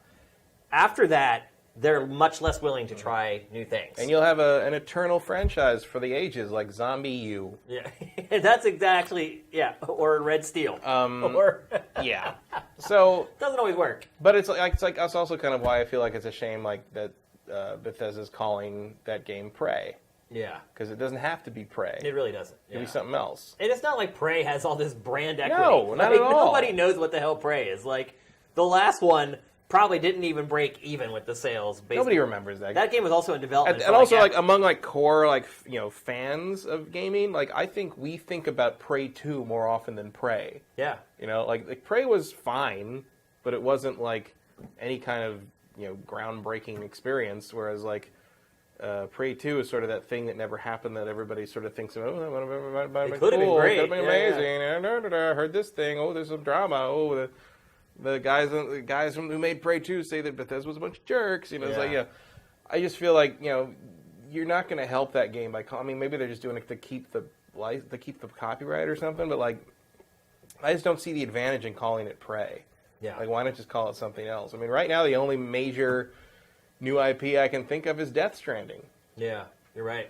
That's Horizon Zero Dawn. Right, Horizon Zero Dawn, yeah. But not many. I mean, really, you get those two games, and it's like... Mm-hmm. So hell, as much as people like to talk about the hype and the da-da-da-da-da, did No Man's Sky sell in part because it wasn't a sequel? People wanted to try something else? Something new, and they're tired of the same old thing. So, first of all, looking back at when I worked at GT, this time of the year, we never would have struggled to fill up a show of Invisible Walls. No. Never. The biggest problem was, how do we talk about everything within the hour? Well, because we had a very strict, hour-long runtime. How about this? This is probably the first September since I started working in the industry, I felt okay going back to San Francisco for a week. Yeah. I never would have been able to do that any other time, any other year. We would have already been knee-deep, hip-deep in the holiday releases. And then you start looking forward. So, look, this is Q4. Fall, I think summer officially ends in a week or something like that. Today. So today's the last day of summer. Or yesterday, 21st. What's today?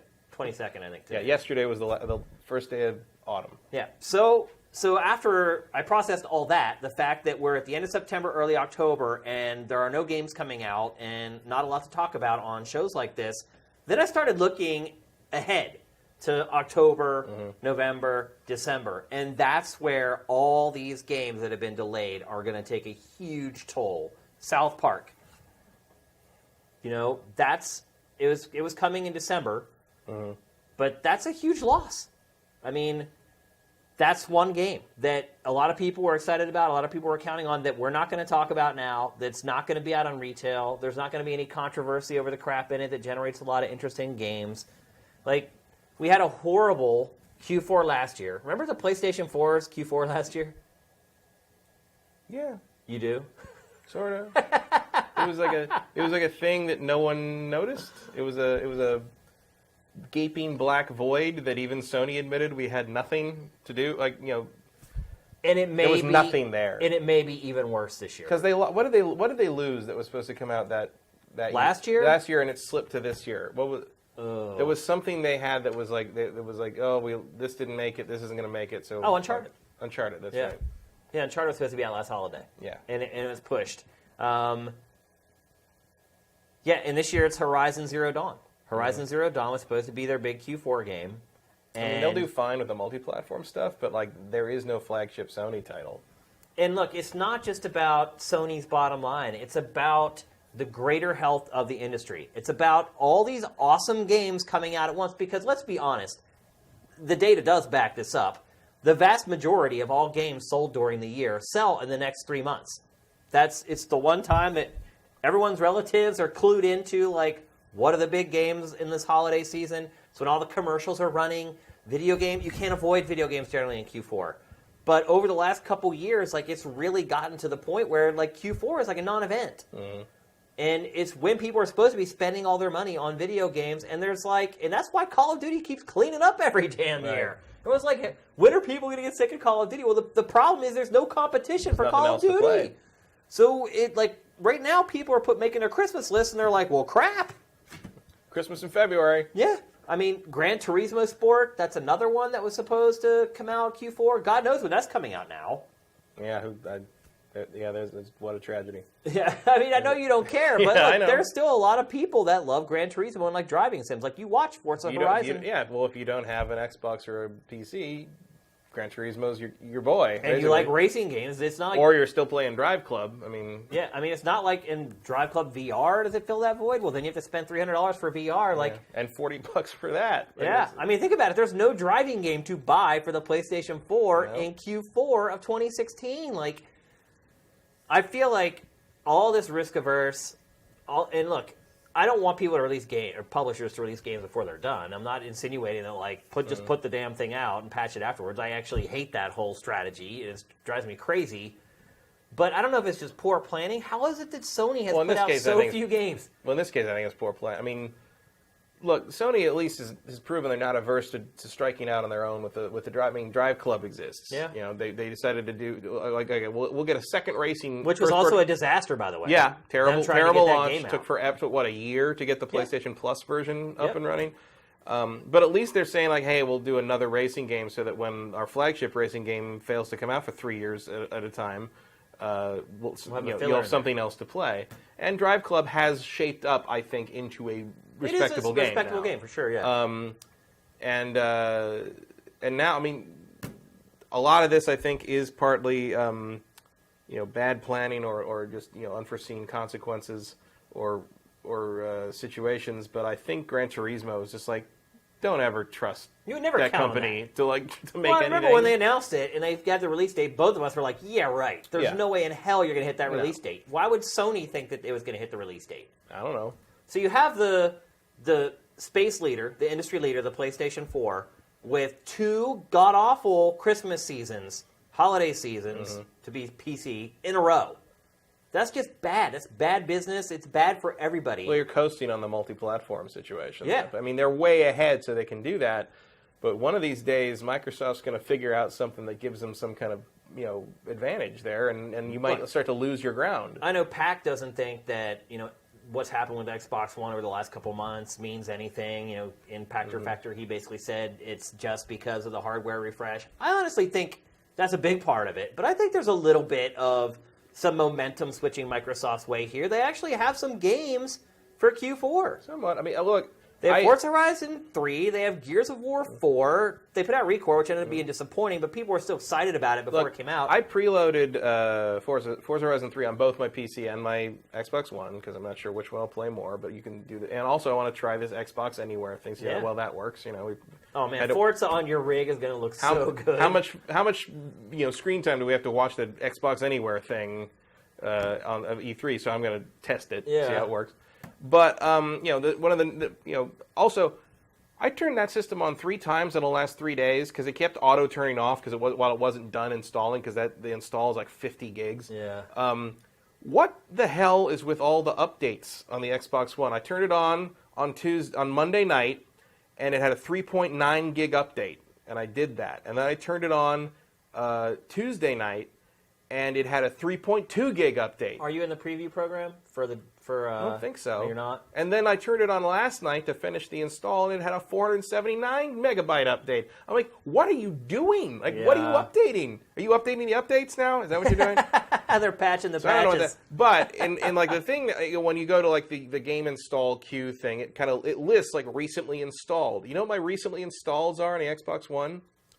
Forza Horizon 3, Red Dead Redemption, Rise of the Tomb Raider. Yeah. Before Red Dead Redemption, the last game I installed and played on the Xbox One was Rise of the Tomb Raider last year. Well, everybody knows that I had mine unplugged for the last 5 months. So. I'm like, that's bad. That's not a lot to... I mean, granted, that's because I play most of the stuff that could be played on Xbox One on PC, but it's like, you're not giving me a reason to turn that system on. The only reason I installed Forza Horizon 3 on it is because I want to test the Xbox Anywhere thing.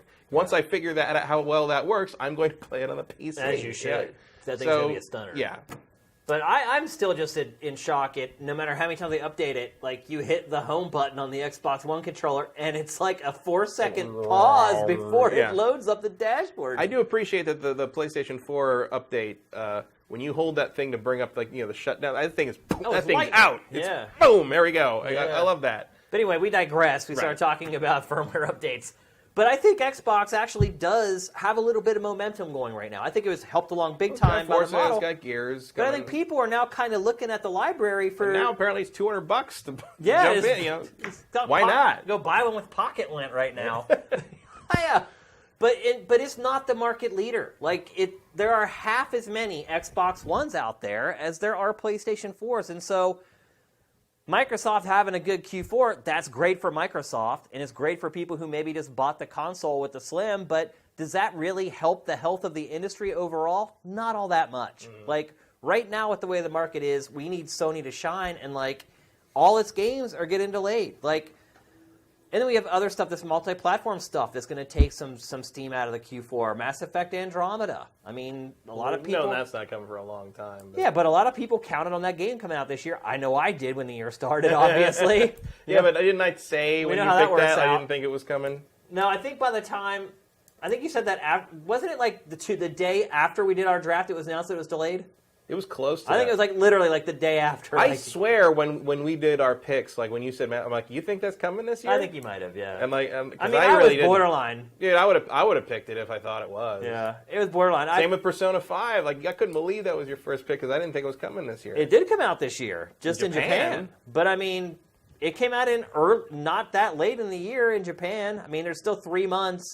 Typically, Persona doesn't wait a year to come out in the U.S. No, but it usually waits 5 to 6 months. Takes a while to translate. Well, Persona was also delayed in Japan. It was really supposed to come out earlier. So, anyway, but then you start looking at these games for me or for kids. There aren't a lot of games for kids anymore. You look at a game like Yooka-Laylee.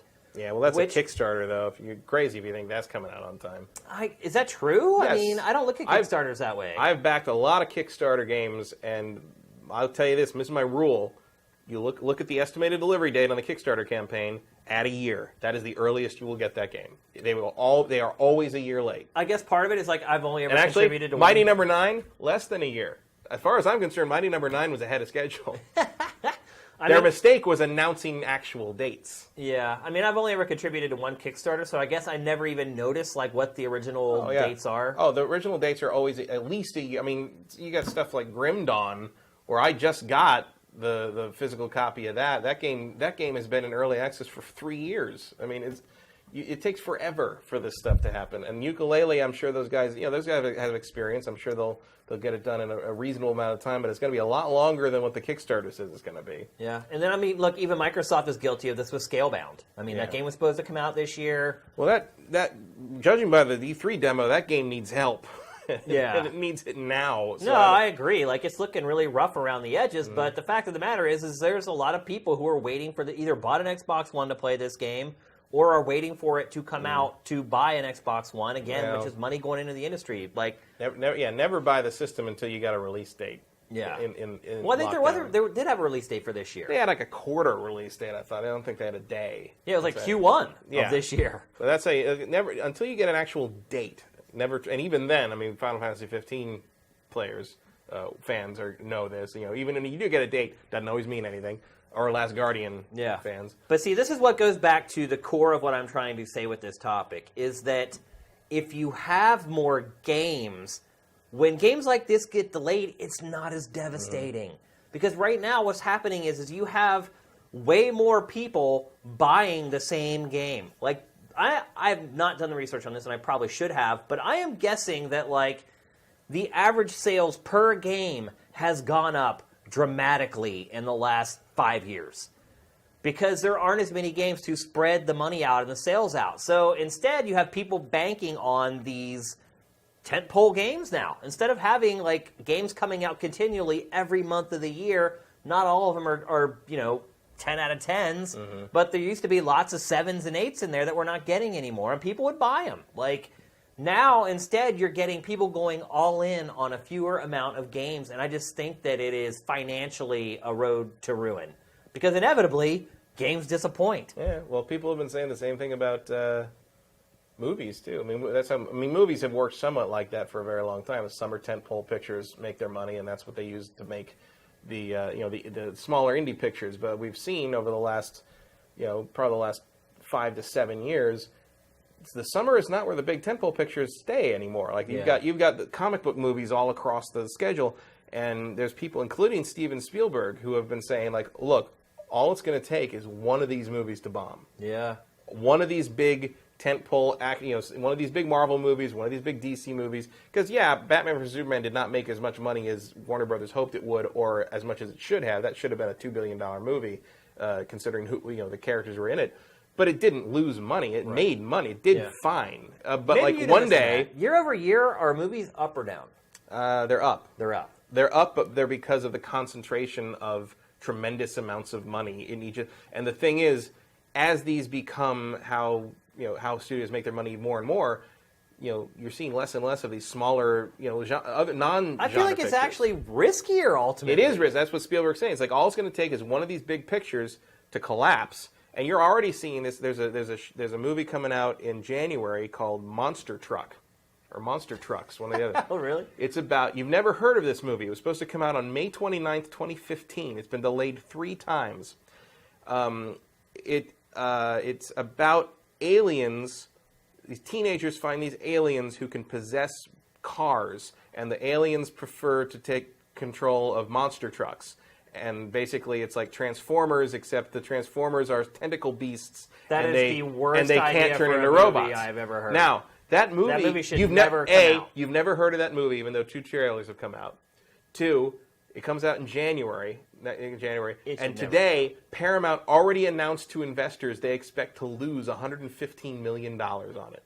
They must have spent $115 million. Oh, they spent a lot on it. But this is what you can see. This is, they wanted it to be a tentpole. They wanted it to be a big deal. They're releasing it in a weird period. It's been delayed multiple times because they knew it wasn't good.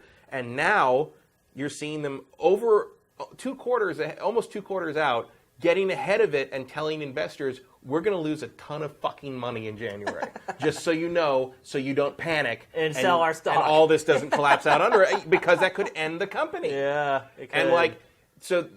And there's not that level of transparency with video game publishers yet. You're right, yeah. So I think... no video game publisher will ever come out and say, our game is going to By the way, buckle up. Because this game's going to suck. Yeah, no one's I don't think that will ever happen. EA's not going to come out and say, at Mass Effect Andromeda, we're thinking $200 million in the tank. We're just get ready for it. Yeah. Please don't sell our stock. Don't buy the Lambo just yet. But what I'm saying is, like, I think games, because of that lack of transparency and that lack of kind of looking ahead in terms of being honest with your investors and what have you, and the general public, because, like, you hear about these things in the movie industry because people are on those calls, like, then tell it to the press. Yeah. I think the lack of transparency in that regard makes video games more dangerous in the regards of what you're talking about than movies, because this shit could happen and no one sees it coming. No, you're right. Yeah. I mean, Pachter might see it coming. Yeah. But, like, he kind of talked about this topic with movies.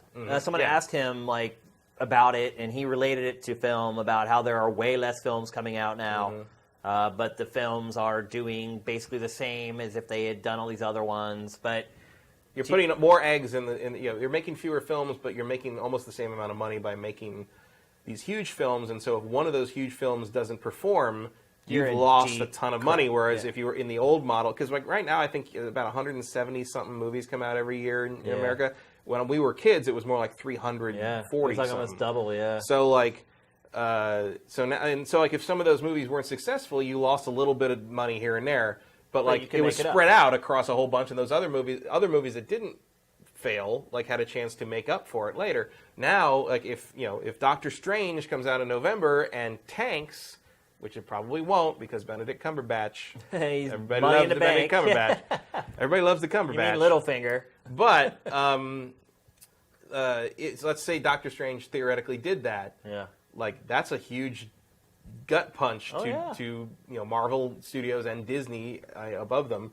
Or if Rogue One doesn't do well, and I mean, look at Ubisoft with the last Assassin's Creed. If Watch Dogs 2 tanks, that could be a very serious especially problem. with Ubisoft right now in the with no Assassin's Creed to buoy it. Not only that, they also announced this week that they don't even know if Assassin's Creed's coming out next year. Yeah.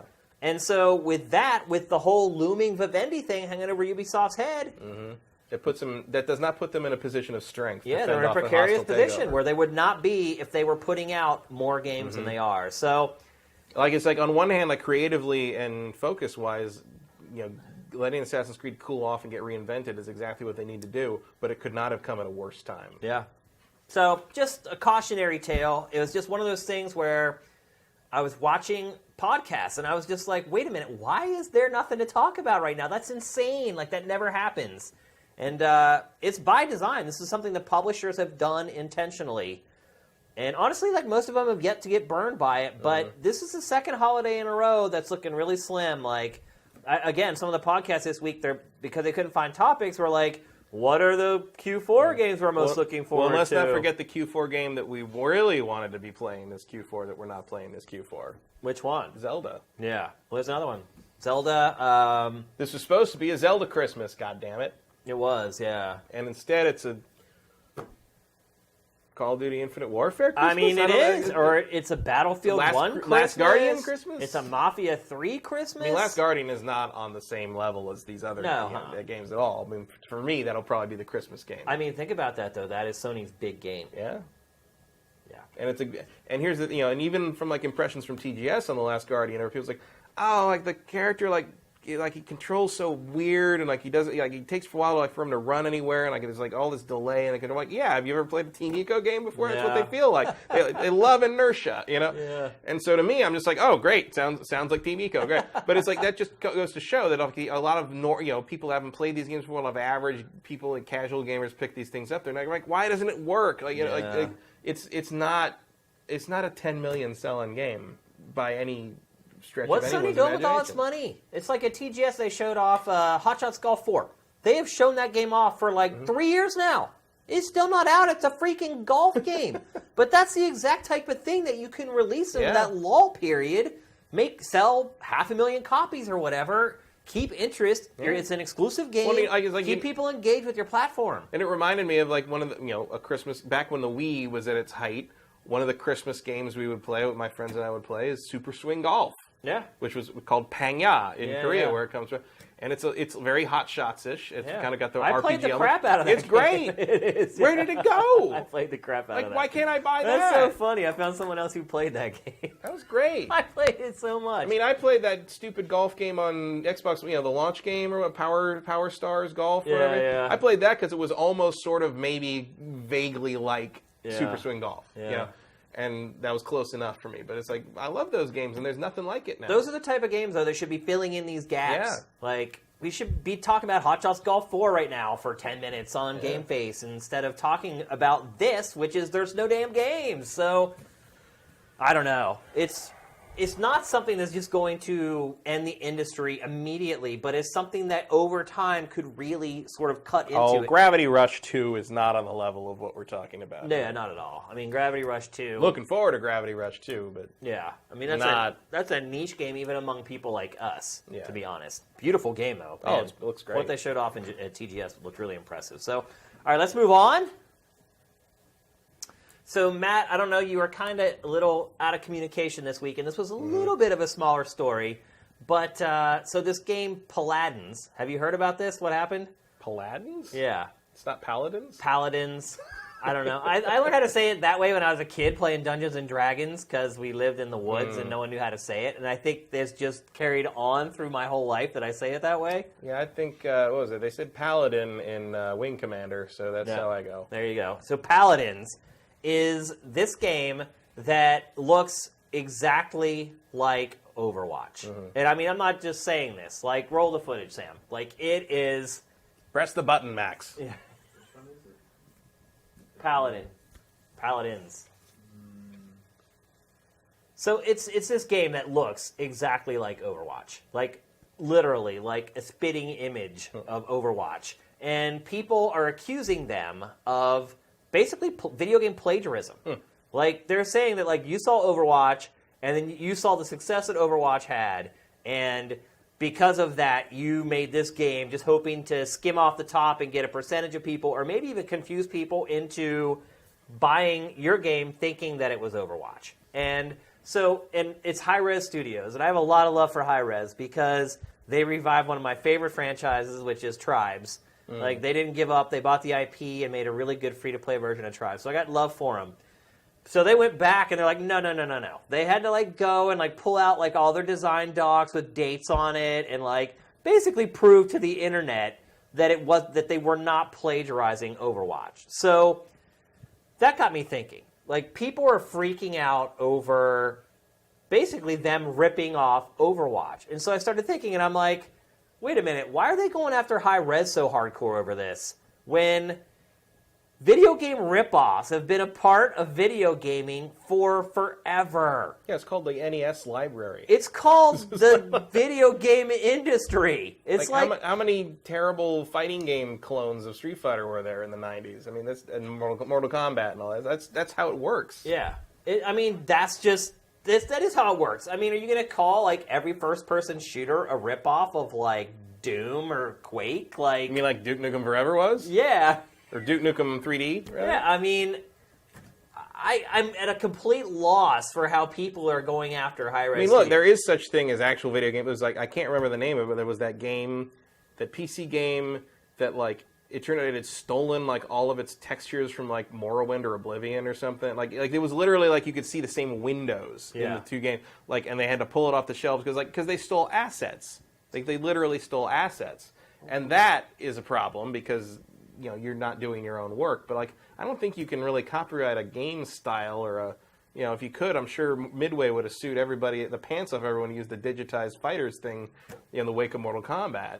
Or, you know, how many Mario Brothers clones were there on the NES? Are there still? All the time. I mean, every indie game that comes out technically is a ripoff of Super Mario Brothers. It's just constant. And the glut of open world crime games in the wake of GTA 3. Well, here we go, right here. I mean, here's Simpsons Hit and Run. Is that what this is? Yeah.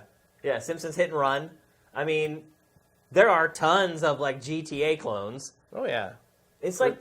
And some of them came into their own. Like Saints Row was a pretty straight up GTA ripoff when the first one came out with a different take on some things. That series has become something completely separate and completely with its own identity and its own take on things. And like you would never say Saints Row and GTA shouldn't exist in the same world because like they give you such different experiences. And so like. In some cases, like games like these sort of clone games can really turn into something special. Oh yeah. So like just because the first one might seem a little Me Too-ish doesn't mean that they're not going to take it somewhere in the future. Well, here's a perfect example. Winback. Yeah. Turns to Kill.Switch. Turns to Gears of War. Mm-hmm. So there's a case where, okay, are we supposed to just let Winback be the first cover-based shooter, and that's good enough? We're just going to leave it there? Mm-hmm. And then we don't get Kill.Switch, which, expands on the idea, and then we don't get Gears of War, which essentially perfects the idea? Yeah. And Kill Switch is, Cliff Bleszinski straight up says, like, he's that's the game that I saw, fine. and I'm like, oh, but it's like, that's the thing, it's like, sure, it's a unique game mechanic in terms of what they're doing, but it's like that doesn't mean someone can't look at it and say, "Oh, hey, we could do something with that. We could do something different with that." Or Now there are other examples like Dante's Inferno, which we're seeing right now, where it went the other way. EA tried to completely rip off God of War, and they ended up creating this watered down with a very strange source material. I love Dante's Inferno. In all honesty, like I've read that. Various versions of that story like 4 or 5 times in my life. But it would never occur to me to make it into a hack and slash game, really. No, definitely not. I mean, they took that, I don't know if you call it a property, Dante's Inferno. Like, did they have to pay somebody to use that IP? No, that one's been public domain for a while. That's what I'm saying. Like, I don't think it, maybe it just fell into their lap and they're like, hey, we can get this for free. Yeah, I'm sure that's what it was. But you're absolutely right. Like, they didn't pay, Sony didn't pay anything to license the Greek gods either. I mean, you go back far enough, and you got a lot of cool ideas for nothing. Yeah, I mean, you're right on point, man. Like, if we don't get these copycat games who maybe try one little thing a little differently, because look, there are especially because I thought it was silly. I mean, yes, Dante's Inferno turned out to be a pretty uninspired game. Yeah, but like. Why wouldn't you want people trying their own hand at the God of War formula, especially because at the time everybody was complaining about how God of War was just doing the same thing over and over again? What if one of these Me Too games ended up hitting on some idea or some gameplay concept that changed completely how we looked at how this subgenre works? Well, what we were seeing that'd be worth it. There was another example of it. We were just showing Guitar Hero right there. So, Guitar Freaks. In the arcade in Japan, I used to go to Tokyo Game Show, and I would go into the arcades there, and I would play Guitar Freaks for, like, hours. Because it was, like, there's nothing like it. Guitar Hero rips off Guitar Freak. Rock Band rips off Guitar Hero and creates a full band game. Like, and then Guitar Hero rips off Rock Band and adds the band instrument right. to that. But think about it, like... All these examples of clones or rip-offs of games have ultimately pushed things forward into amazing places. Like, if it weren't for quote-unquote rip-offs or copycat games, we never would have got Gears of War. We never would have got Rock Band. We never would have got Overwatch because it's Team Fortress 2. You're right. That's exactly right. Like, it is a rip-off of Team Fortress 2. I mean... And it's really good. It is. It is. That's the way the industry works, and it's not just... video games either. It's music. It's everything. Or like one of the things I'm playing right now was because a lot of THQ stuff got bought up by Nordic Games, and a couple weeks ago, Nordic Games out of nowhere put out Titan Quest Anniversary Edition, and which you got for free if you already had Titan Quest. And it's like updated with better resolution, texture. It looks great. They've made tons of gameplay balance choices. So Titan Quest was made by a company called Iron Lord. It doesn't exist anymore. It was made up of a lot of ex-Diablo 2 developers who now they went on to make Grim Dawn, which is, I think, Crate Entertainment or something like that. But it's a Diablo-alike, and it's my favorite Diablo game, even though it's a clone, because it's made by people who really knew what they were doing. It took a lot of the ideas. They're not all great, but it just works. It just works, and I love it. I love that game. I'm playing through it again, even though it's really, really long and it never ends. But it's I'm happy that this clone exists because it's a slightly different twist of the lens on that genre than Diablo 2 was, and I like it better. But that's how you make everything better, is iteration. Yeah. It's just like writing an article, a game eval. It's like you write it, you think it's good. Mm-hmm. You walk away for 30 minutes, you come back, and you're like, holy crap. And then you rewrite it, and you maybe juggle some paragraphs around, readjust how you have sentence structure, how you're handling sentence structure or whatever. Write some transition sentence in between your whatever. Iteration makes everything better. And you can't just count on one developer or publisher doing all the iteration with video games because it takes 2 to 3 years to make a game. So it's good that there are people who are taking the base ideas and then putting them sort of into their own framework, using that template, but then putting a little bit of their own creativity and their own spin on it because, and maybe they fail, but at least when they fail, they're showing other developers what not to do. And so just organically on down the line, every game in that style or in that genre is going to get better. And look, here's another case of a game where it didn't get better. This is PlayStation All-Stars Battle Royale, which is a Smash Brothers clone, which did not really push the genre forward. But again... Even though there are people who will argue with you on that. Oh, for sure. Which is hilarious. Well, yeah. Well, there are PlayStation fans who never owned a Nintendo console and were desperate to have a competitor for Smash Brothers. But again, things were done in this game that show developers what not to do with an arena brawler going forward. And I just feel like it's a necessary part of the industry, and I wouldn't even call it a necessary evil. Like, I just think that, like, if you don't have multiple people trying to do the same thing, you'll never get to the heart of what something is ultimately going to become. And I feel bad for Hi-Res Studios that for whatever reason, nobody went after Blizzard when it ripped off Team Fortress 2. I have no idea why people are going out. Probably because Overwatch is huge. And there are Overwatch fanboys and fangirls out there. It's so funny how Blizzard manages to develop fanboys and fangirls for its specific You remember when, when Warhammer Online came out, and you had the World of Warcraft fans like complaining that it was a ripoff? Yeah. I'm like, Warcraft is a Warhammer ripoff. That's what it is. Warhammer That's and Warcraft and StarCraft come from Warhammer and Warhammer 40K. Like, it's very obvious. So I don't know where they got Diablo from, but I'm sure. But I just thought it's wrong that people are going after. I felt it's embarrassing to me that Hi-Res had to like go through its filing cabinets and find like its design docs with dates on them to like show like these people online that like we didn't rip off the idea. It's like, look, no one really accused Battleborn of doing that. No. We sat here and talked about those two games over and over, and not once did we ever say, "Oh, well, Battleborn is just ripping off Overwatch." Like. Because they came out so close to roughly each other. But Battleborn is, why isn't Battleborn a rip-off of MOBAs? Right. Because it's the same thing from a different perspective. It is, yeah. Well, because... Why isn't it a Smite ripoff? Why did they get laid into... Because that's what Smite... It's very close to Smite. Yeah. Because you play from that third-person perspective. And that all goes back to Savage. Right. Yeah. So... Which just got a remaster, which I'm interested to see if anybody accuses that of being a ripoff of Smite.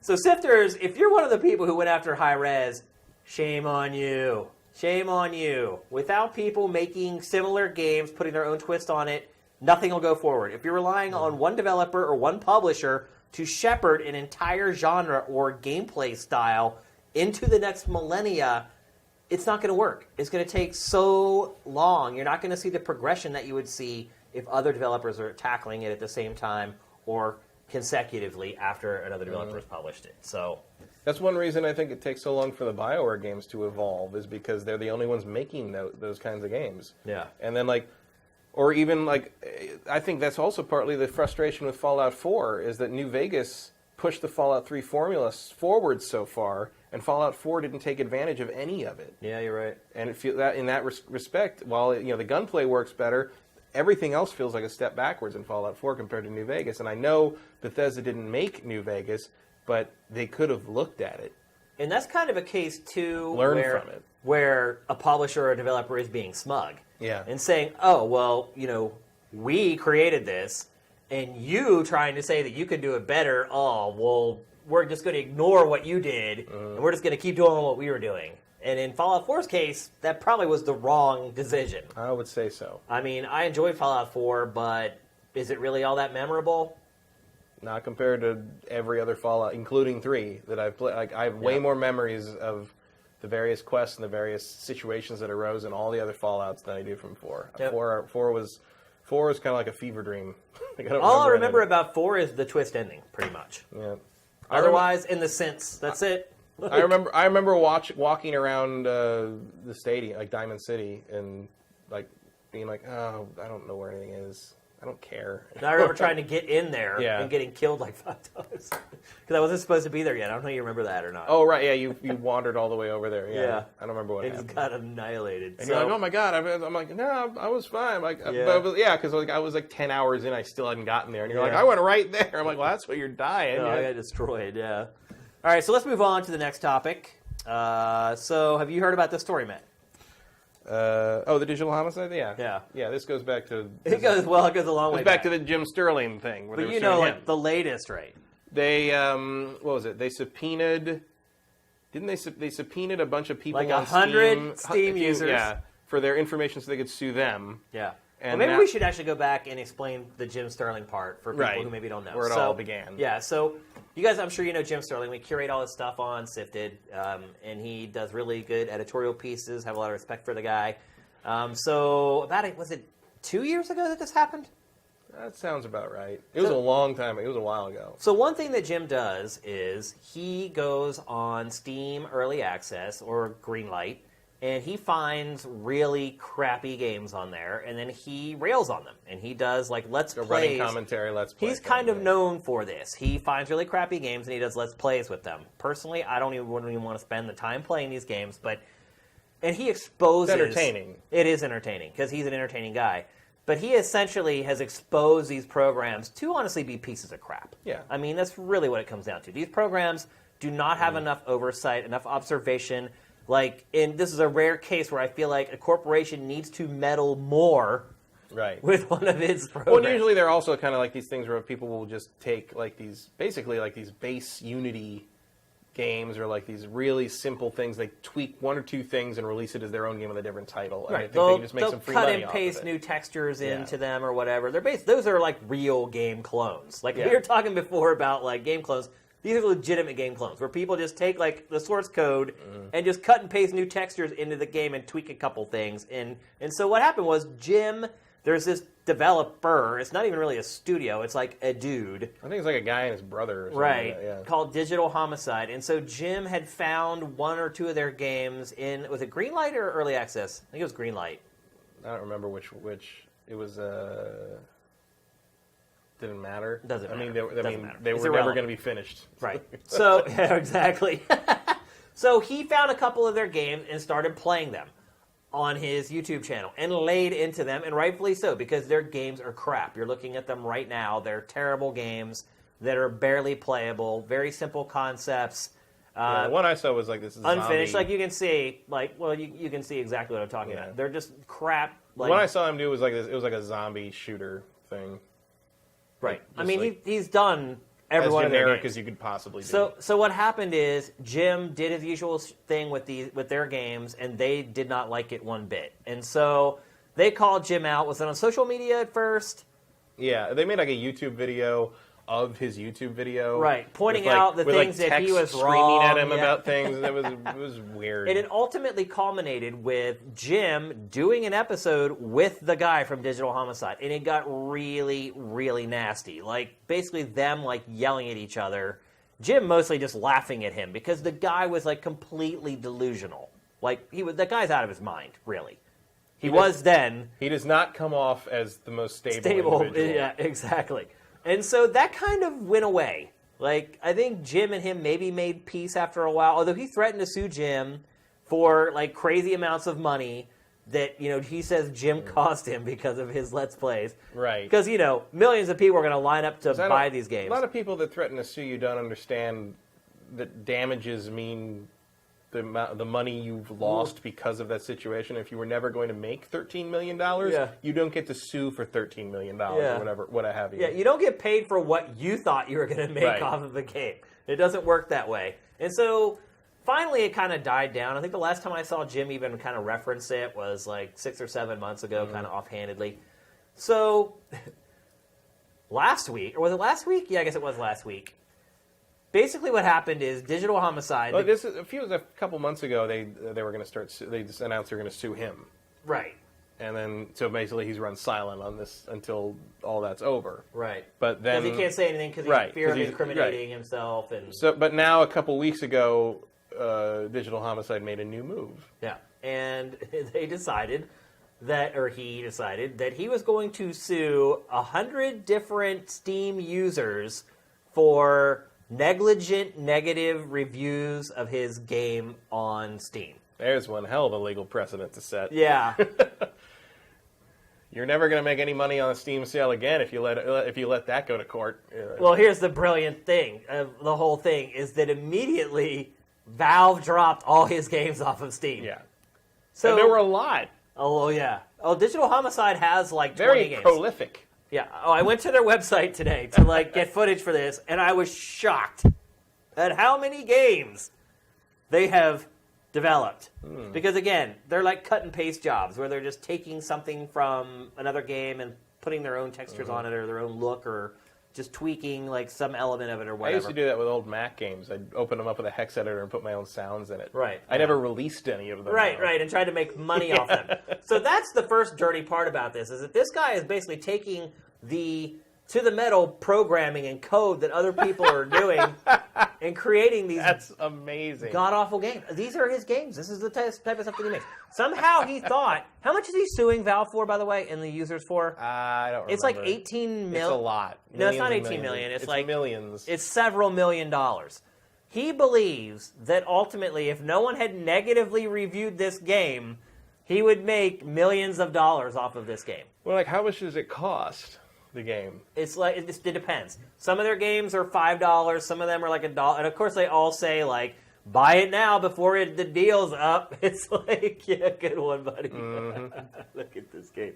He never moved. He just stood in the center. It's so bad.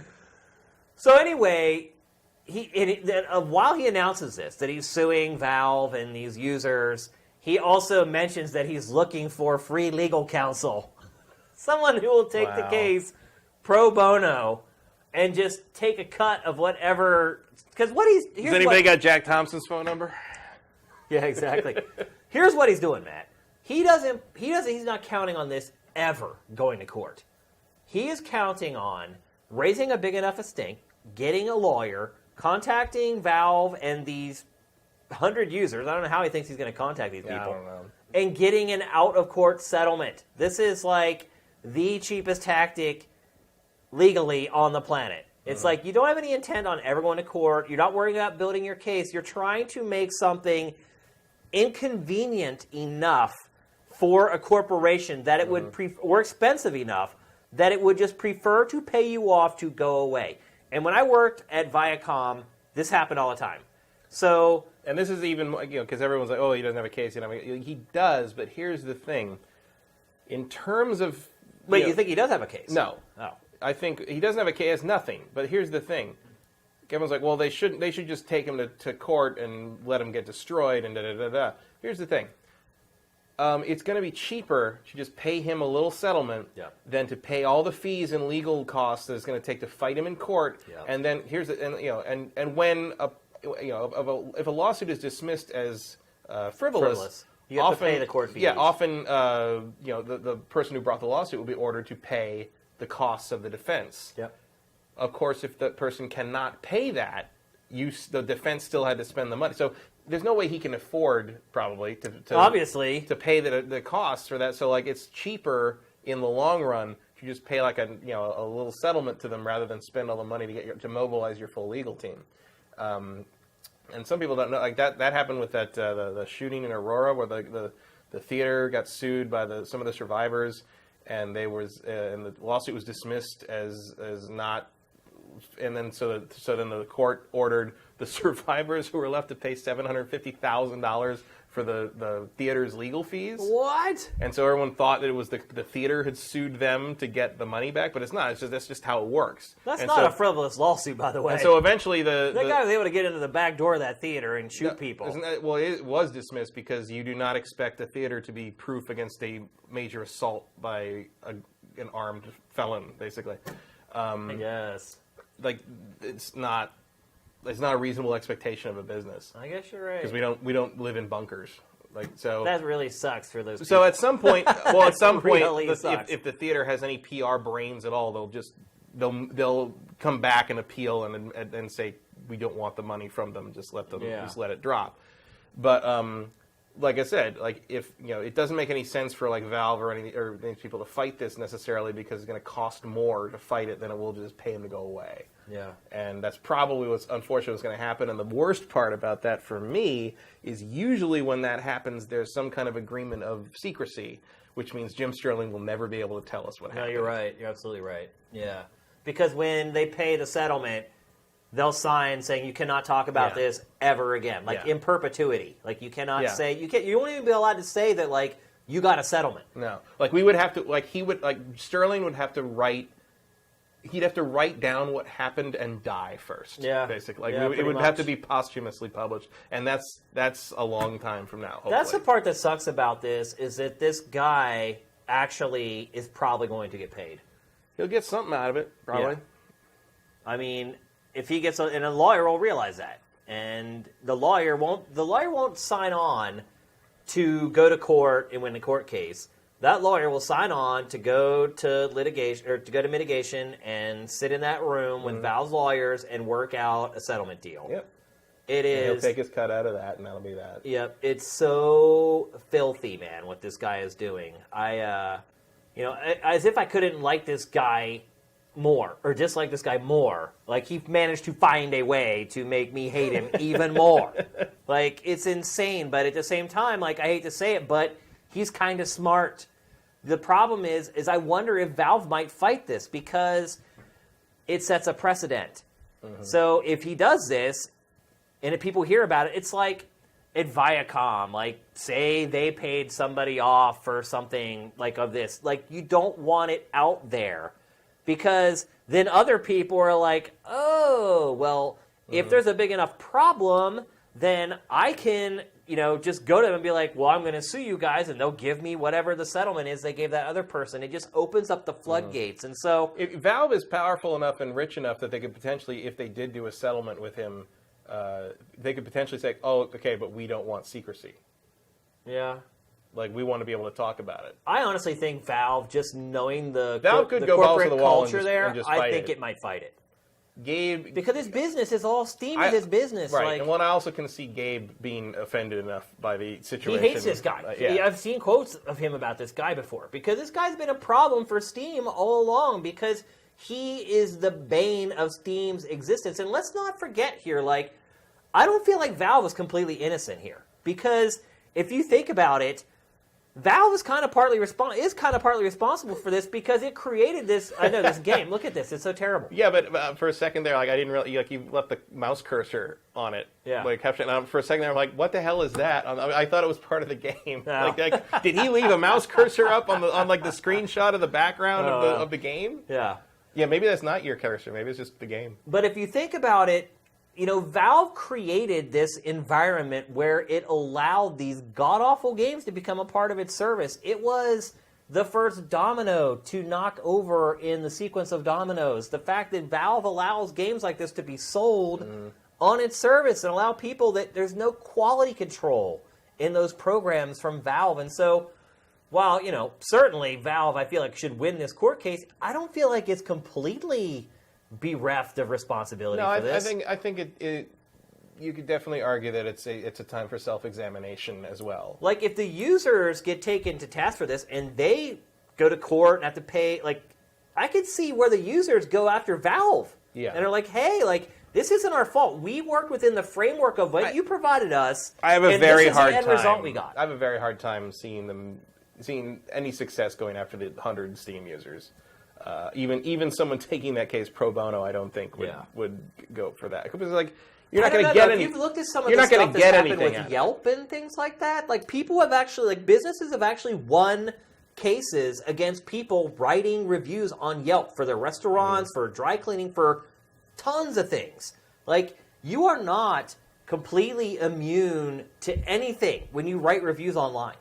Like, literally, like, going on Metacritic and writing a game review on there, you're putting yourself at risk a little bit. Like, I've been shocked to see people, like, lose court cases over Yelp reviews. Like, it's insane. Like, these people are just trying to help other people, and next thing you know, they're getting sued by some restaurant who blames them for their sales falling over the last 3 months or whatever. Like, this, I don't even know how to describe the era that it is. It's the everybody has a voice era. Like, it's come back to bite a lot of people in the butt, and I hope that isn't the case with this. Well, here's the thing, is like, it's not the everybody has a voice era so much as the everybody has to learn what that means era. Yeah. It's like, you know, it's the way you couldn't stand outside of the restaurant and scream about how bad their pasta is without someone coming out and kicking you down the, you know, kicking you out of the way. You know, like there's going to be a consequence to this if you decide to take this power and use it incorrectly or unwisely. But usually, in this case, these people aren't like but that's what I'm saying. But his games are awful, right? But also what I'm saying is like a lot of those Yelp things are like they were either hyperbole or the people had never actually been to the restaurant, or they were, you know, there was usually some fraudulent behavior involved there that was hurting the restaurant. In this case, like you can see on the Steam review, that's actually not the case. Like there are lots of cases where people were completely honest about their opinion and the court decided that they had gone too far and had become malicious about it. Well, I'm going to have to look that up because it'll really discourage you. Let me tell you. But it's not. Well, I don't use Yelp, so it's different. I think on Steam in the sense that you have. I think your silver bullet there is the fact that you can look at anyone who writes a review on Steam and see how long they played the game. Right.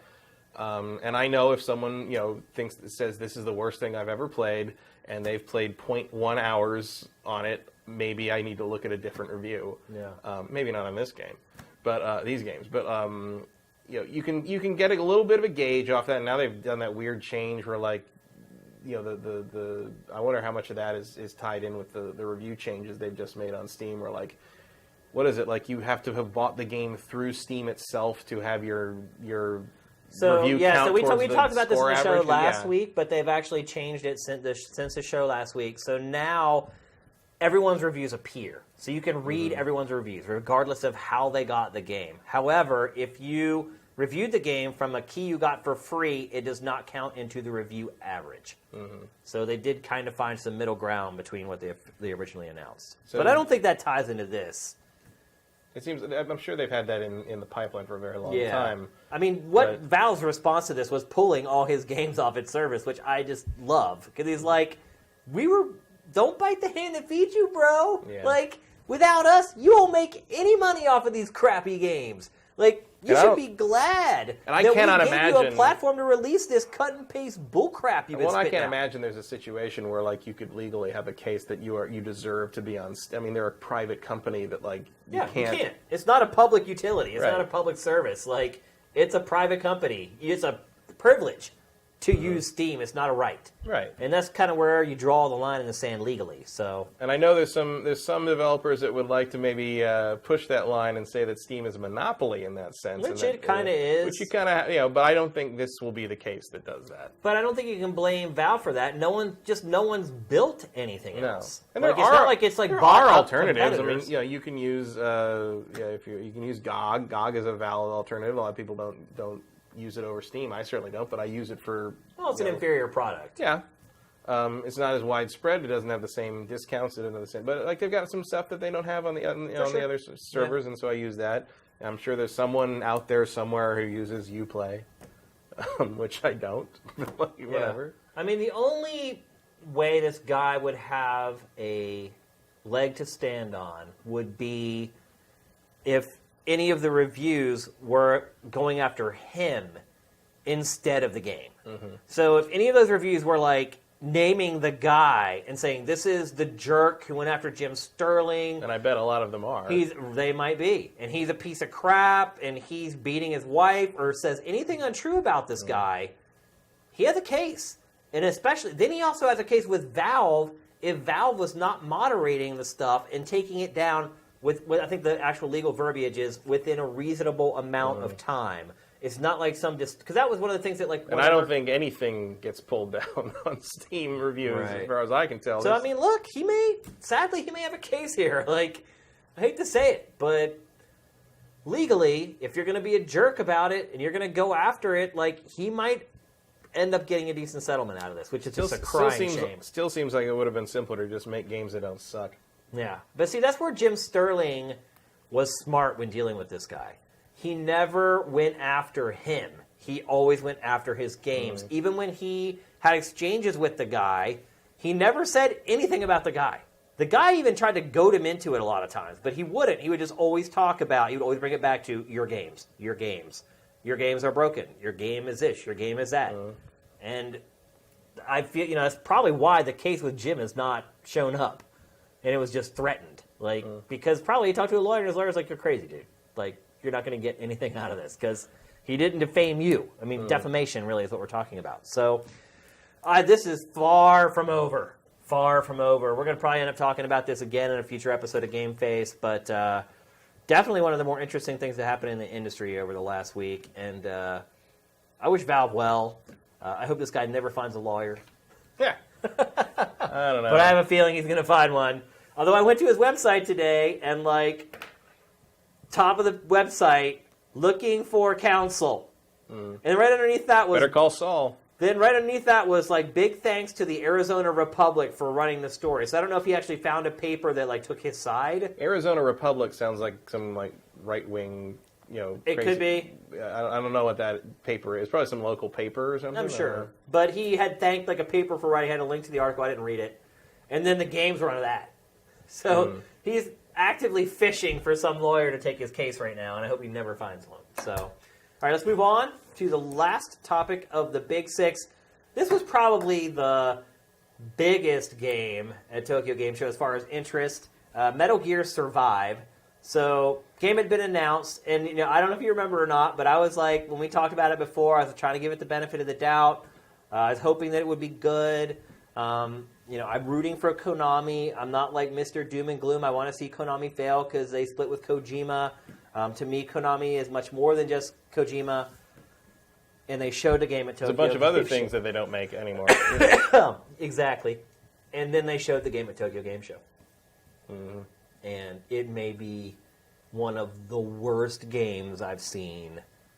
Certainly one that's being marketed as a big budget game from a big publisher. Have you watched this, Matt?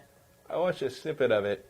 I felt like I'd seen enough. Oh my gosh. First of all, it's just Metal Gear Solid 5. Yep. Look at it. Well, what did you think it was going to be? A new game. No. It was always going to reuse the same shit they already had. It reuses everything. Of course. It's the same environment. It's everything. They just put zombies in the freaking Metal Gear Solid 5. Yep. Dude. Ugh. I tried to give Konami the benefit of the doubt. I did. That is why Go you back failed. and watch that episode. I stood beside them, behind them, and they just... And then they farted on your head. Shat in my face. They really did, dude. This is so bad. This is exactly what I thought it was going to be. It is not what I thought it was going to be. You thought it was going to be like an open world environment thing? I thought it was going to be a reskin of Metal Gear Solid 5, yeah. Really? I thought they were going to just reuse the... I thought maybe they might make it more of like a SOCOM thing and cut it up into pieces and do it that way. I was absolutely sure they were going to redo, basically be cannibalizing 5. They don't have enough time to make a new game. I thought it was going to be like maps. Like a shooter map. Like self-contained... different themes for each one. Yeah. See, I thought they might cut the world up and make those the maps, but I guess they just decided to plop everything down. Look at this, Matt. Look at this game. Look at that zombie walking over there. They're all the same. They all have... What? He's Fultoning the zombies out? He's Fultoning them through portals. Oh my god, dude. This is a travesty. It's a travesty. And look, I don't think Metal Gear Solid 5 is all that in a bag of chips, but it took a decent game and just desecrated it. I cannot say enough bad things about this game, man. I really cannot. It is such a blatant cash-in, and they have the audacity at TGS to say the game is being made by the Metal Gear Solid 5 team. Yeah, you mean the 8 dudes who are left who didn't jump ship to go somewhere else or to go work with Kojima? Dude, all the zombies are identical. And then they show off 15 minutes of gameplay of this game. The trailer looked nothing like this. It was all cut, cinematic angles, blah, blah, blah, quick cuts, didn't show any extended anything. And so, yeah, here you go. Here's the trailer. You really thought that this game was going to look like this watching this trailer, Matt? Yeah. Really? Pretty much. I mean, I thought it was going to be a full recycling of Metal Gear Solid 5. They fooled the living crap out of me, man. After watching this trailer, I never dreamed the game would be what it is. No? No. No, look at this. Yeah, and then they zap out into another alternate dimension. That dimension happens to look exactly like the map from the last game. And there you go. Look, they're right in the desert right there. But look, you can't see that it's just like the MGS environment. Well, no, but because they put the sandstorm up there, but it's just another desert. Dude, all right, Konami is done. Pretty much. Done. It is done. Hit the lever. I mean, this, and you can see on the graphic there, survive right is there. right. Like, yeah, it's pretty much the same. Yeah. But no, it's not the same. But it's just a big barren wasteland. This is Konami's last hurrah, last gasp. They hope they win you back. It's Konami grasping at straws, like trying to hold on to relevance. Like, Metal Gear's done, Matt. Yeah. It's over. It was already done. I was never going to play this game. But I was going to play it. At least try it. I don't have any interest in trying it now, and I have zero hope that there will ever be another good Metal Gear game after seeing this. Probably not. None. Like Metal Gear, Solid, whatever. Metal Gear's done. Over. Castlevania's done. It is. Contra's done. Silent Hill's done. Look at this crap. Look at this crap. It is so bad. Gee, let's make a whole game based around this mode that nobody liked in Metal Gear Solid 5. That everyone played for 2 days and never touched again. I can't wait to see what kind of real-world money insurance you have to buy in this one. Oh, my God. Like, that's what killed me on Metal Gear Solid 5, was like they did that update, and I was out. Well, it's funny, too. It's like, I was defending. I'm like, oh, the price. It's like, it's only $30. Like, dude, this game should be like $5 DLC for Metal Gear Solid 5 for Metal Gear Online. Yep. Wow. Like, I never dreamed it would be so bare bones and insignificant like this, man. Like, it's just like the worst horde mode. It's not even a horde. It's like 2 dudes. It's like 3, there's 3 guys. There you go. I mean, it's going to be a real tough competition between, this and Days Gone. Yeah. real nail biter there. Who's going to win? Very similar concepts happening. You know what? Maybe in some ways this is good, because this will allow the Metal Gear fans to move on. Because let's be honest, there are some hardcore Metal Gear fans out there who were never going to let go. And maybe this is like the easing out transition for them. Mm-hmm. This is what they need to accept that it's over. But, man, I have no interest in playing this. No desire to play this. There's nothing compelling about it at all. It's awkward. It looks janky.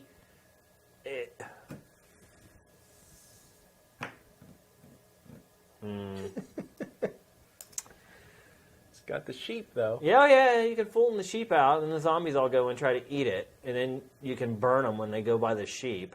Boy, wow, that's really creative. So emergent. They must have found that in Kojima's desk on an old Post-it note. Kojima he said something about how he didn't think zombies really fit the world or something? I mean, dude, the game is Metal Gear. Where are the Metal Gears? Where's anything metal, for that matter? Look at this. It is insane. Portal sheep. Let's just move on. Yeah, it's not good. Konami's over. We're okay. We're time to come to terms. I kind of hope that maybe they'd sell off the properties like the way THQ did, but apparently not. Matt, let's just have a moment of silence here on GameFace for Metal Gear.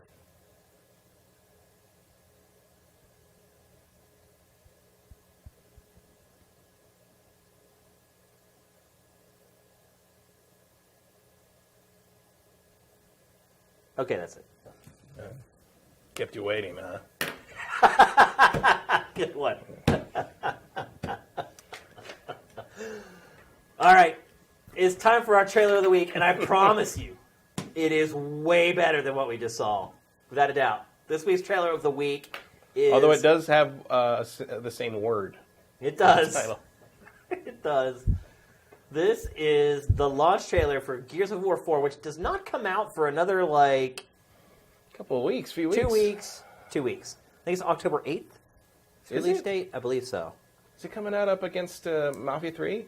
Yeah. I'm trying to get code for Gears right now. I've been on that. I've been hot on the hunt for the last couple of days trying to get Gears code in, so I did check the date. At least the date on Sifted is October 8th. So in just a couple weeks, still early to release a launch trailer, but what I would say about this one is the trailer is good enough to sustain the hype until the game actually comes out. So get those questions in now. Here is the launch trailer for Gears of War 4. 25 years after our world was ripped apart from the inside, we had peace. But then, those we loved were taken. Mom! And everything changed.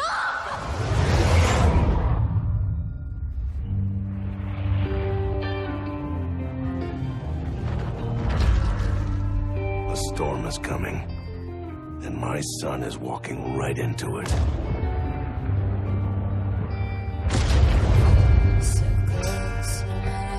You kept our armor.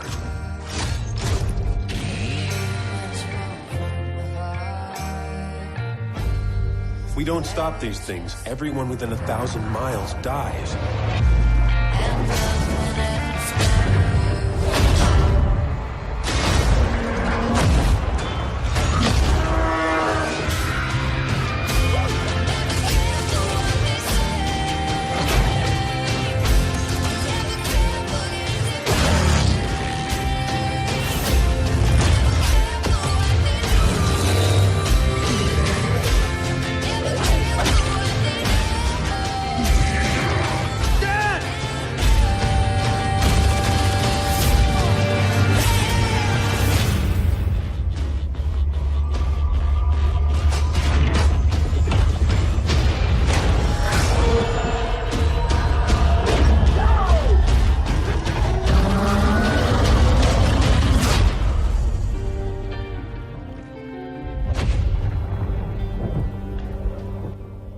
Now that's a freaking launch trailer, dude. Yep. I'm sold on that game now.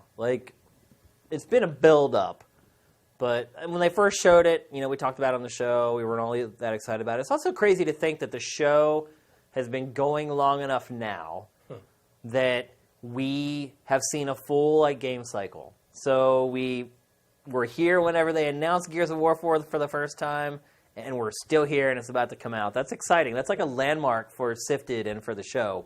But I digress. So I thought it kind of interesting how when they first debuted the game, they didn't show any old characters. It was just like the 4 new people.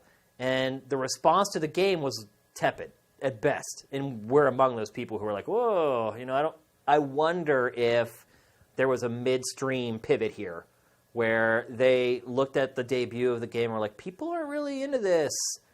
And maybe they're like, look, I'm sure it was already planned to be in the game, like Marcus and all that.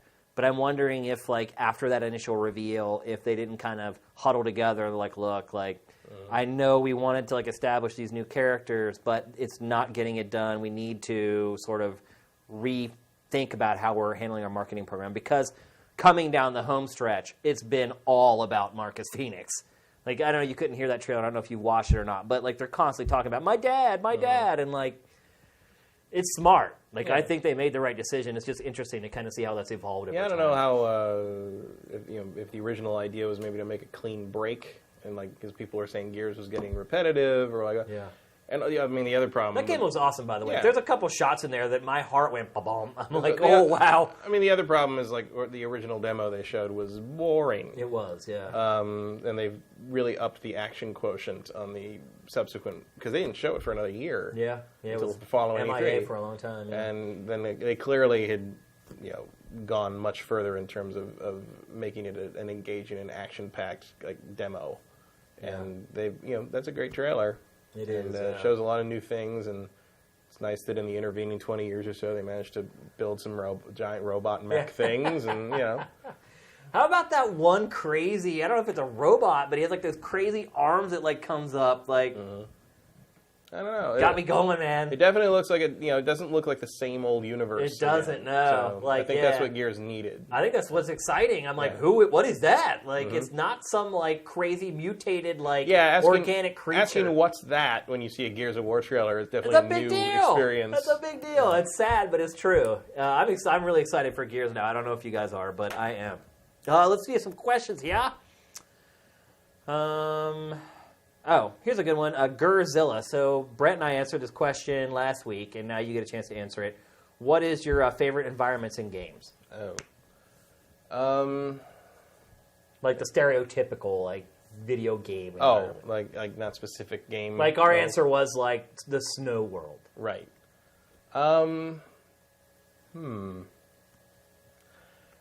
I think, the snow world mostly annoys me because usually there's slippery stuff in it. I like that perspective.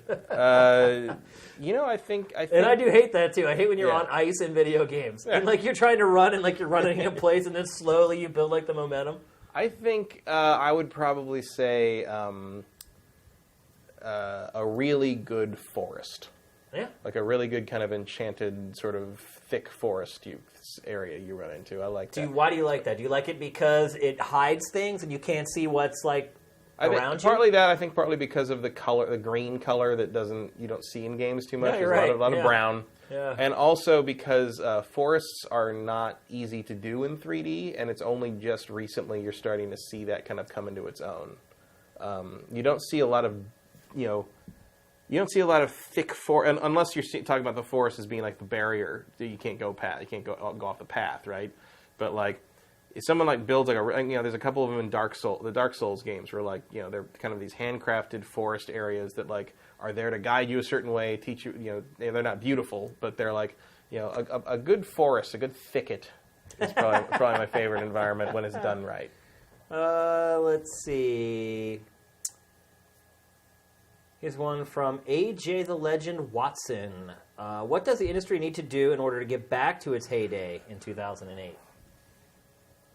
Go back in time and stop Steve Jobs from releasing the iPhone. Yeah, and the iPad. I don't think you put that genie back in the bottle. I don't think we're going back there. It's too late. There's too many. There's a whole generation of kids who have been raised playing iPad and iPhone games, and maybe a percentage of them upgrade, and it is an upgrade to what we're doing when they get older. But I really think probably the majority of them will stick with mobile gaming. It's sad, but it's true. I mean, they're not raised with the same expectations we had. And honestly, a lot of you people watching this stream weren't raised with the same expectations I had or Matt had. Like, I grew up in the arcades. Like, a lot of you probably, your only experience in an arcade is going to a Dave & Buster's or something. Like, that's not a real arcade, at least in my opinion, because I was in the arcades, like the real freaking arcade scene back in the 70s and 80s. So, generationally, it changes for everybody. It's like, for your generation, you're like the PlayStation generation. Like, a lot of the people who subscribe to Sifted are probably watching the stream. They're a little younger than us, and when they think about video games, they think of Sony. They think of Sony. And for Which, us, to me, Sony's still kind of new.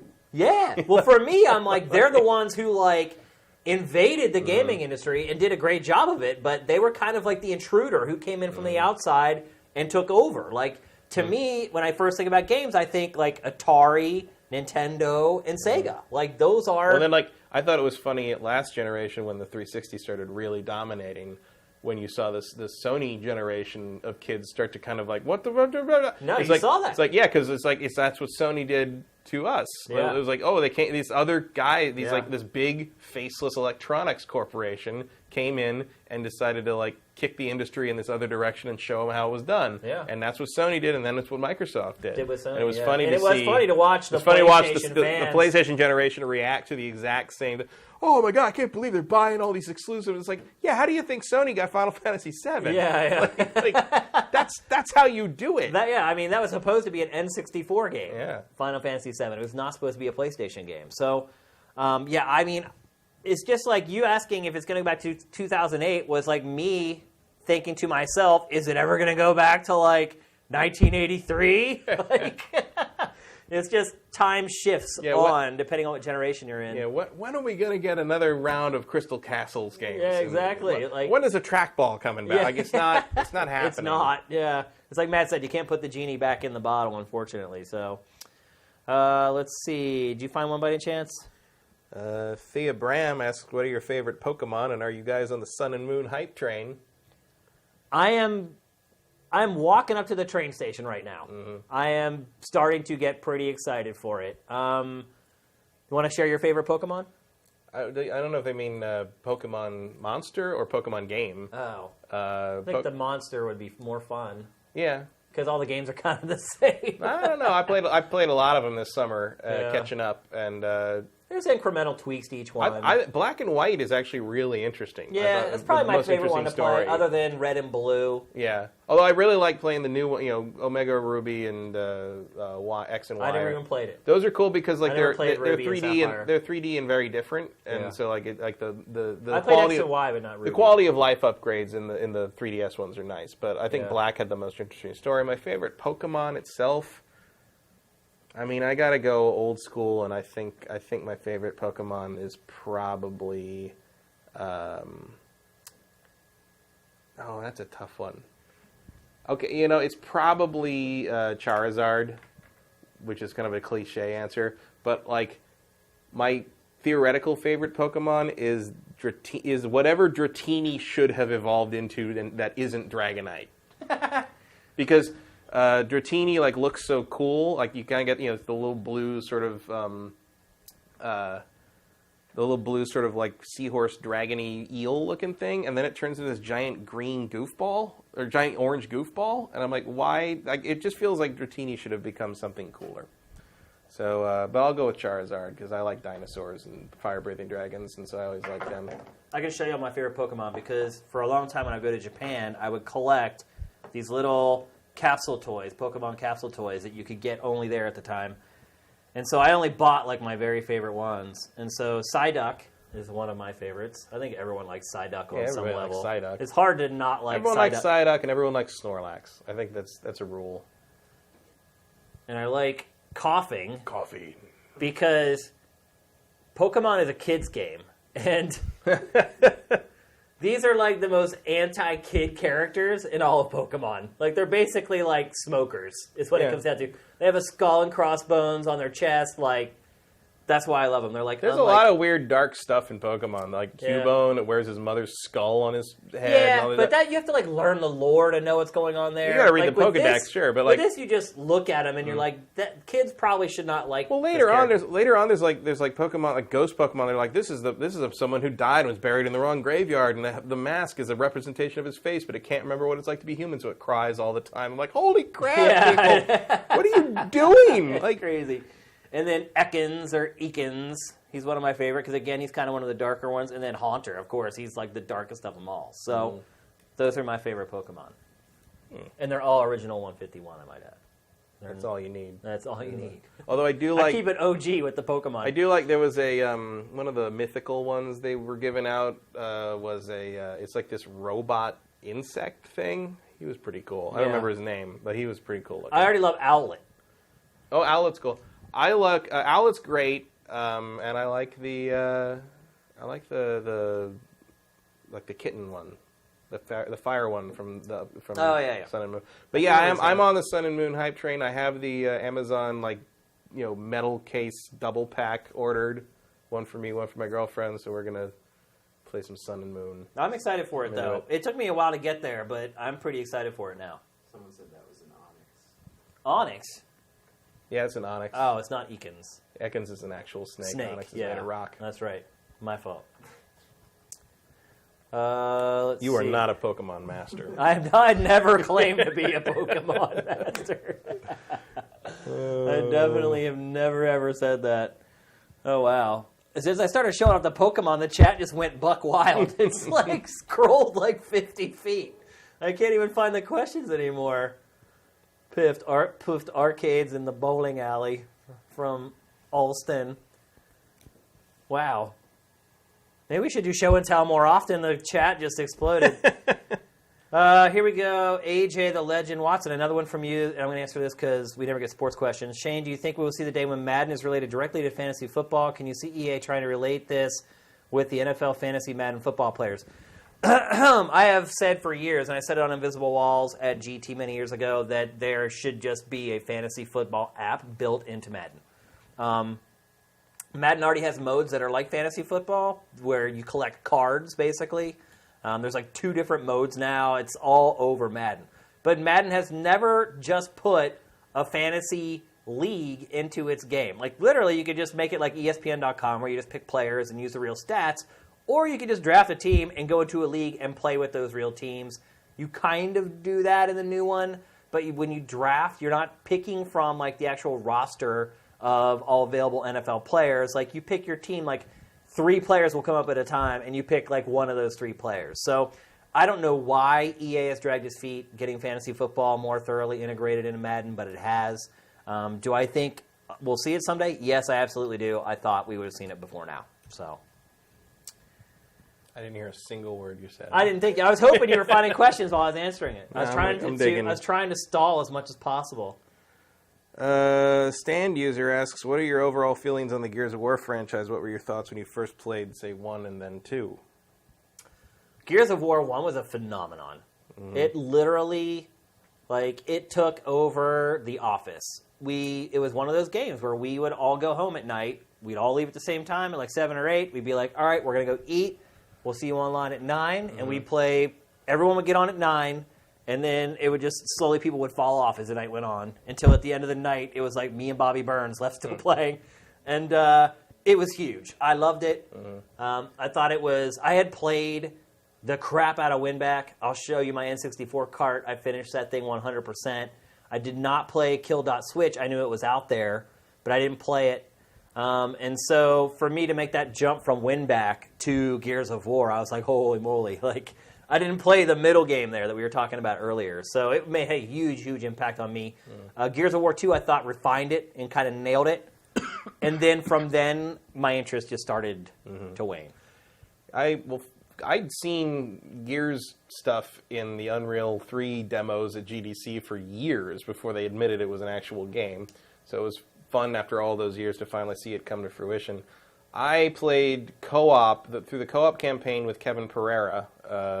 Every night we'd come back and play it. And I remember it was one of the few times any of us have ever done this. We finished the co-op campaign after like the second night, I think, and instantly went back to the title screen and picked the harder difficulty mode and started again and went through again on hard. And then when we played Gears of War 2, we did not do that. We were not as enthused about Gears of War 2. And then Gears of War, I played a lot of Gears of War multi. I remember the first night we played Gears of War 2 multi, we were with our usual group. There was enough of us to actually do our own match. Yeah. It was like so many, and it wasn't working. Like there was like things where I was like, what? This doesn't, like, how did that happen? And finally I remember my friend Chris, I'm like, Chris, meet me at the stairs in the middle of that, and I'm like, okay, shoot me with the shotgun. And he like shoots me, and he's like, okay, you're dead. And on my screen, it was like 1, 2, 3 shotgun blast. It was like, okay, none of this is matching. Like it was the syncing was completely wrong. Like we couldn't play. Once the shotgun roll was discovered, that's when my interest in Gears started. That didn't help, but early on, I played that one night of Gears 2 multi and never went back to it. Yeah, because the connection was so bad. It didn't work. It was also just too similar. And I feel like that's kind of my Horde favorite mode, Gears 4 as well. Like I'm actually more excited for the campaign in Gears 4 than the multiplayer. Same, and of course Horde mode, we played Horde mode constantly because you didn't have to be synced with your opponent for that. Right. Yeah. And I loved Horde mode. Horde mode is the best thing to come out of Gears of War, I think. And I do love the cover stop and pop shooter gameplay. I mean, everybody gets tired of the waist-high walls thing, but I love that style of gameplay. So. Well, because not many for a while there was a rash of clones, but now it's all but gone. I mean, you have Uncharted and Mass Effect coming back probably. Not that they've shown us what that plays like yet, but yeah. And I loved Winback. I played Winback to all hell and Kill Switch as well. So I always liked that style of game, and to see it kind of look that good because people forget that nothing looked as good as Gears then. Really, I mean, it was especially with. Like, that's the other part we didn't even mention is just graphically. Yeah, it was mind blowing. And the whole the destroyed beauty, like art direction. Oh, and the roadie run. There was just so much about it that was unique and new, and and I think after that first one, it just kind of. Yeah, I mean, where could you go really? And like the physics based like grenade tossing was really satisfying, like throwing it into the emergence pits and all that. I mean, there's a lot to love in those games. Okay, here's one from Eric Estrada 12. What video game weapon would you like to own in real life? Portal gun, lightsaber, or gravity gun, either one. If lightsaber doesn't count because it's counts. a Star Wars game. Portal gun for me, man. Portal gun's pretty good. It's like, how does it get any better than that?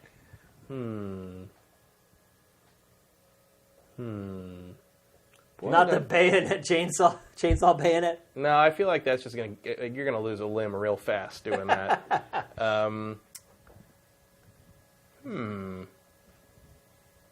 At the same time, I'm like, oh, the plasma sword from Halo. Yeah, that's not too shabby. But you're gonna take off an eye at some point. Gravity gun's pretty fun too. Gravity gun's pretty great. Portal gun would be useful just in terms of like travel.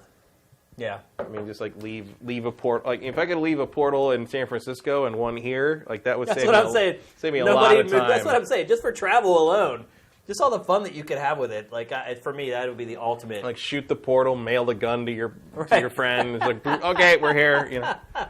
It would be too sweet. Let's see if we can find one or two more.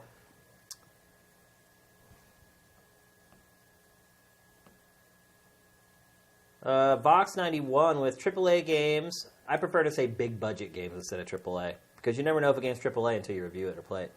With big budget games seeming to go more in the genre blending direction, is there anything you think a game might lose by doing that? Well, I think it's purity. Well, it's focus. It's virginity. I think you lose, like, say, you make an open world.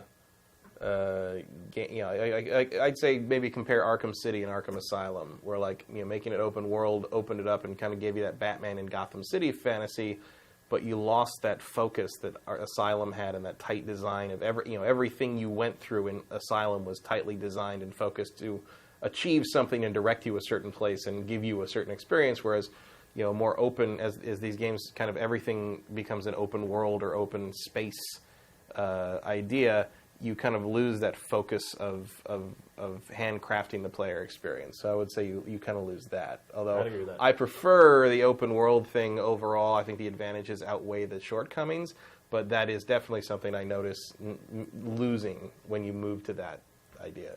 I would say you lessen the chances of making the perfect game in a particular genre. Because when you're focusing on multiple gameplay types instead of just one, it's just common sense that the chances of nailing one of them is lessened because any amount of time you're spending working on something else is time that you could have spent on nailing a core concept. I think maybe a good example of that is Super Mario Sunshine, because they introduced FLUDD into that game and the whole ink and water mechanic.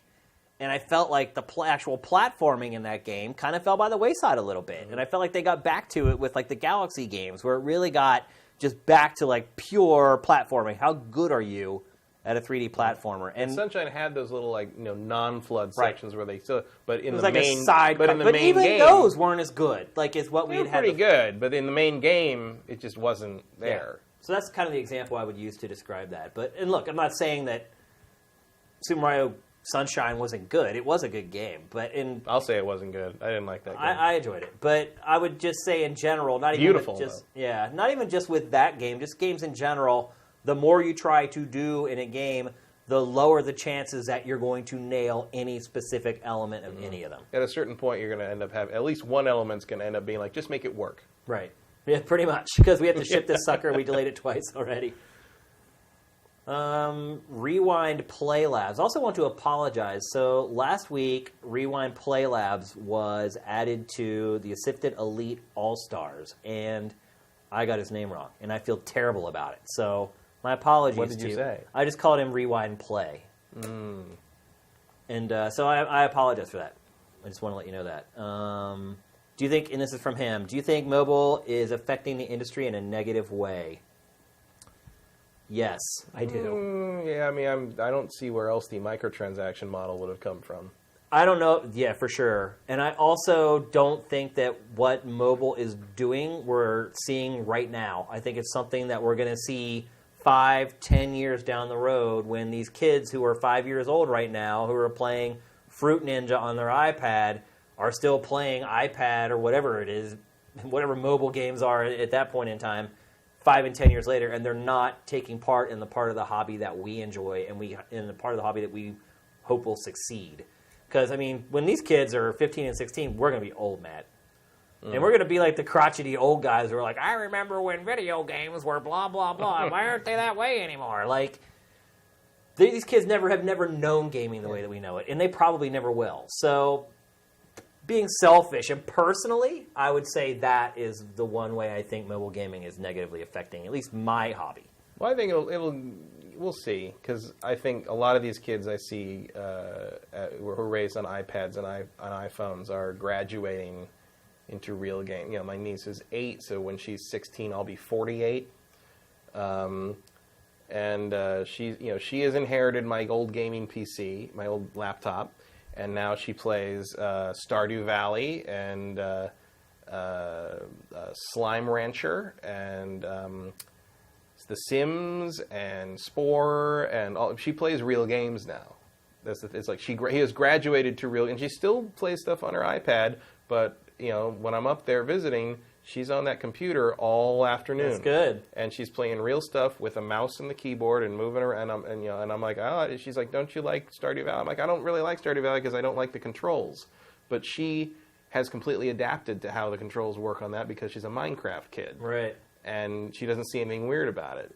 And so and my nephew, who's much younger, like he likes to play some simple stuff on his iPad. He's only 4, but he loves sitting next to my brother-in-law and watching him play his PS4 games.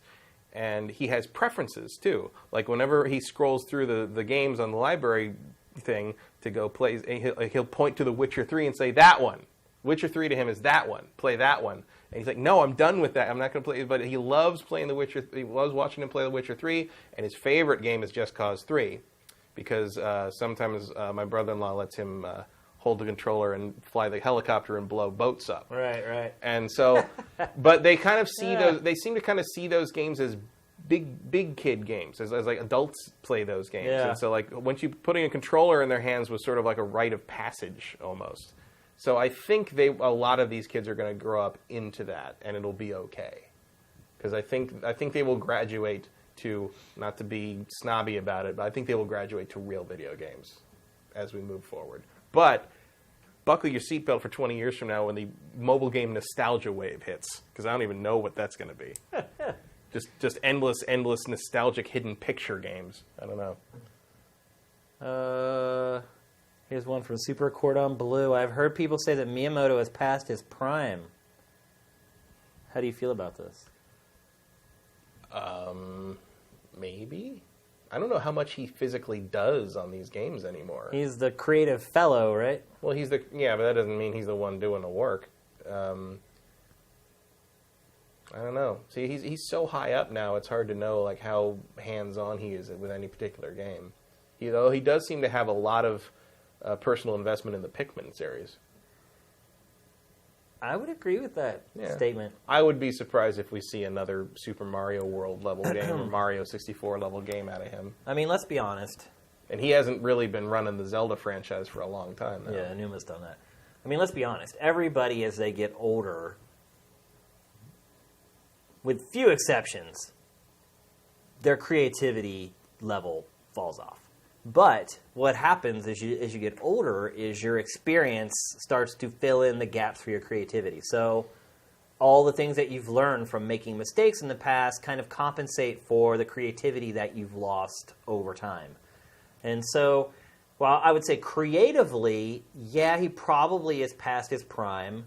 And like Matt said, we don't know what he's doing. Like, we don't know where the ideas in Nintendo's products are coming from, who's the one who comes up with. But as far as big overarching concepts, I mean, the man created like genres. And do I see him doing that anymore? No. I mean, he hasn't created a genre in forever. I mean, was Wii Music his last attempt at that? If it was. Out of that, or, I mean, there's still Pikmin, part of me. I guess. There's part of me that really wants to blame him for what Star Fox Zero turned out to be. Yeah. I mean, he could have had a hand in it. I mean, I have no evidence of that, but it just feels like... I mean, the bottom line is, as the head creative person at Nintendo, which is really what his job is, you know, you can judge him based on Nintendo's output. And so I guess I would turn the question around to you based upon that. Do you feel like he's at top form? Do you feel like Nintendo's at top form? I think it would be hard to say that right now. No. So, not if you live through the Super Nintendo era. Obviously, I have tons of respect for Miyamoto-san and everything he's done. I think there's a lot of major creators that are past their prime now. Yeah, for sure. And there's some that aren't. Yeah, you know, some. It's like they say, Father Time is undefeated. Yeah. Like he's the only thing that's undefeated on this planet. And you know, no matter how creative somebody is, I mean, the only person I could maybe think who seemed to get more intelligent as he got older was like Einstein. And part of that was just admitting when he was wrong. Right.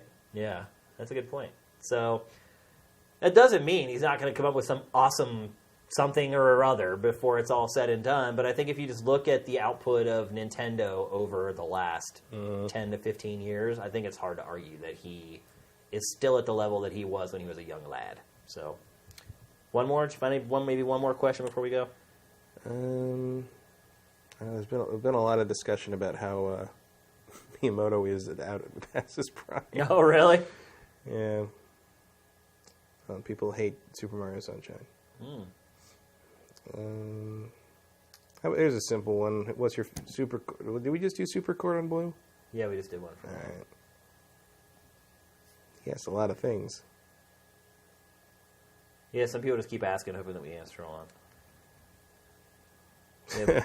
Sublevel 28 asks, is it weird I'm looking forward to E3 already? No, No, not at all. I don't think it's weird at all.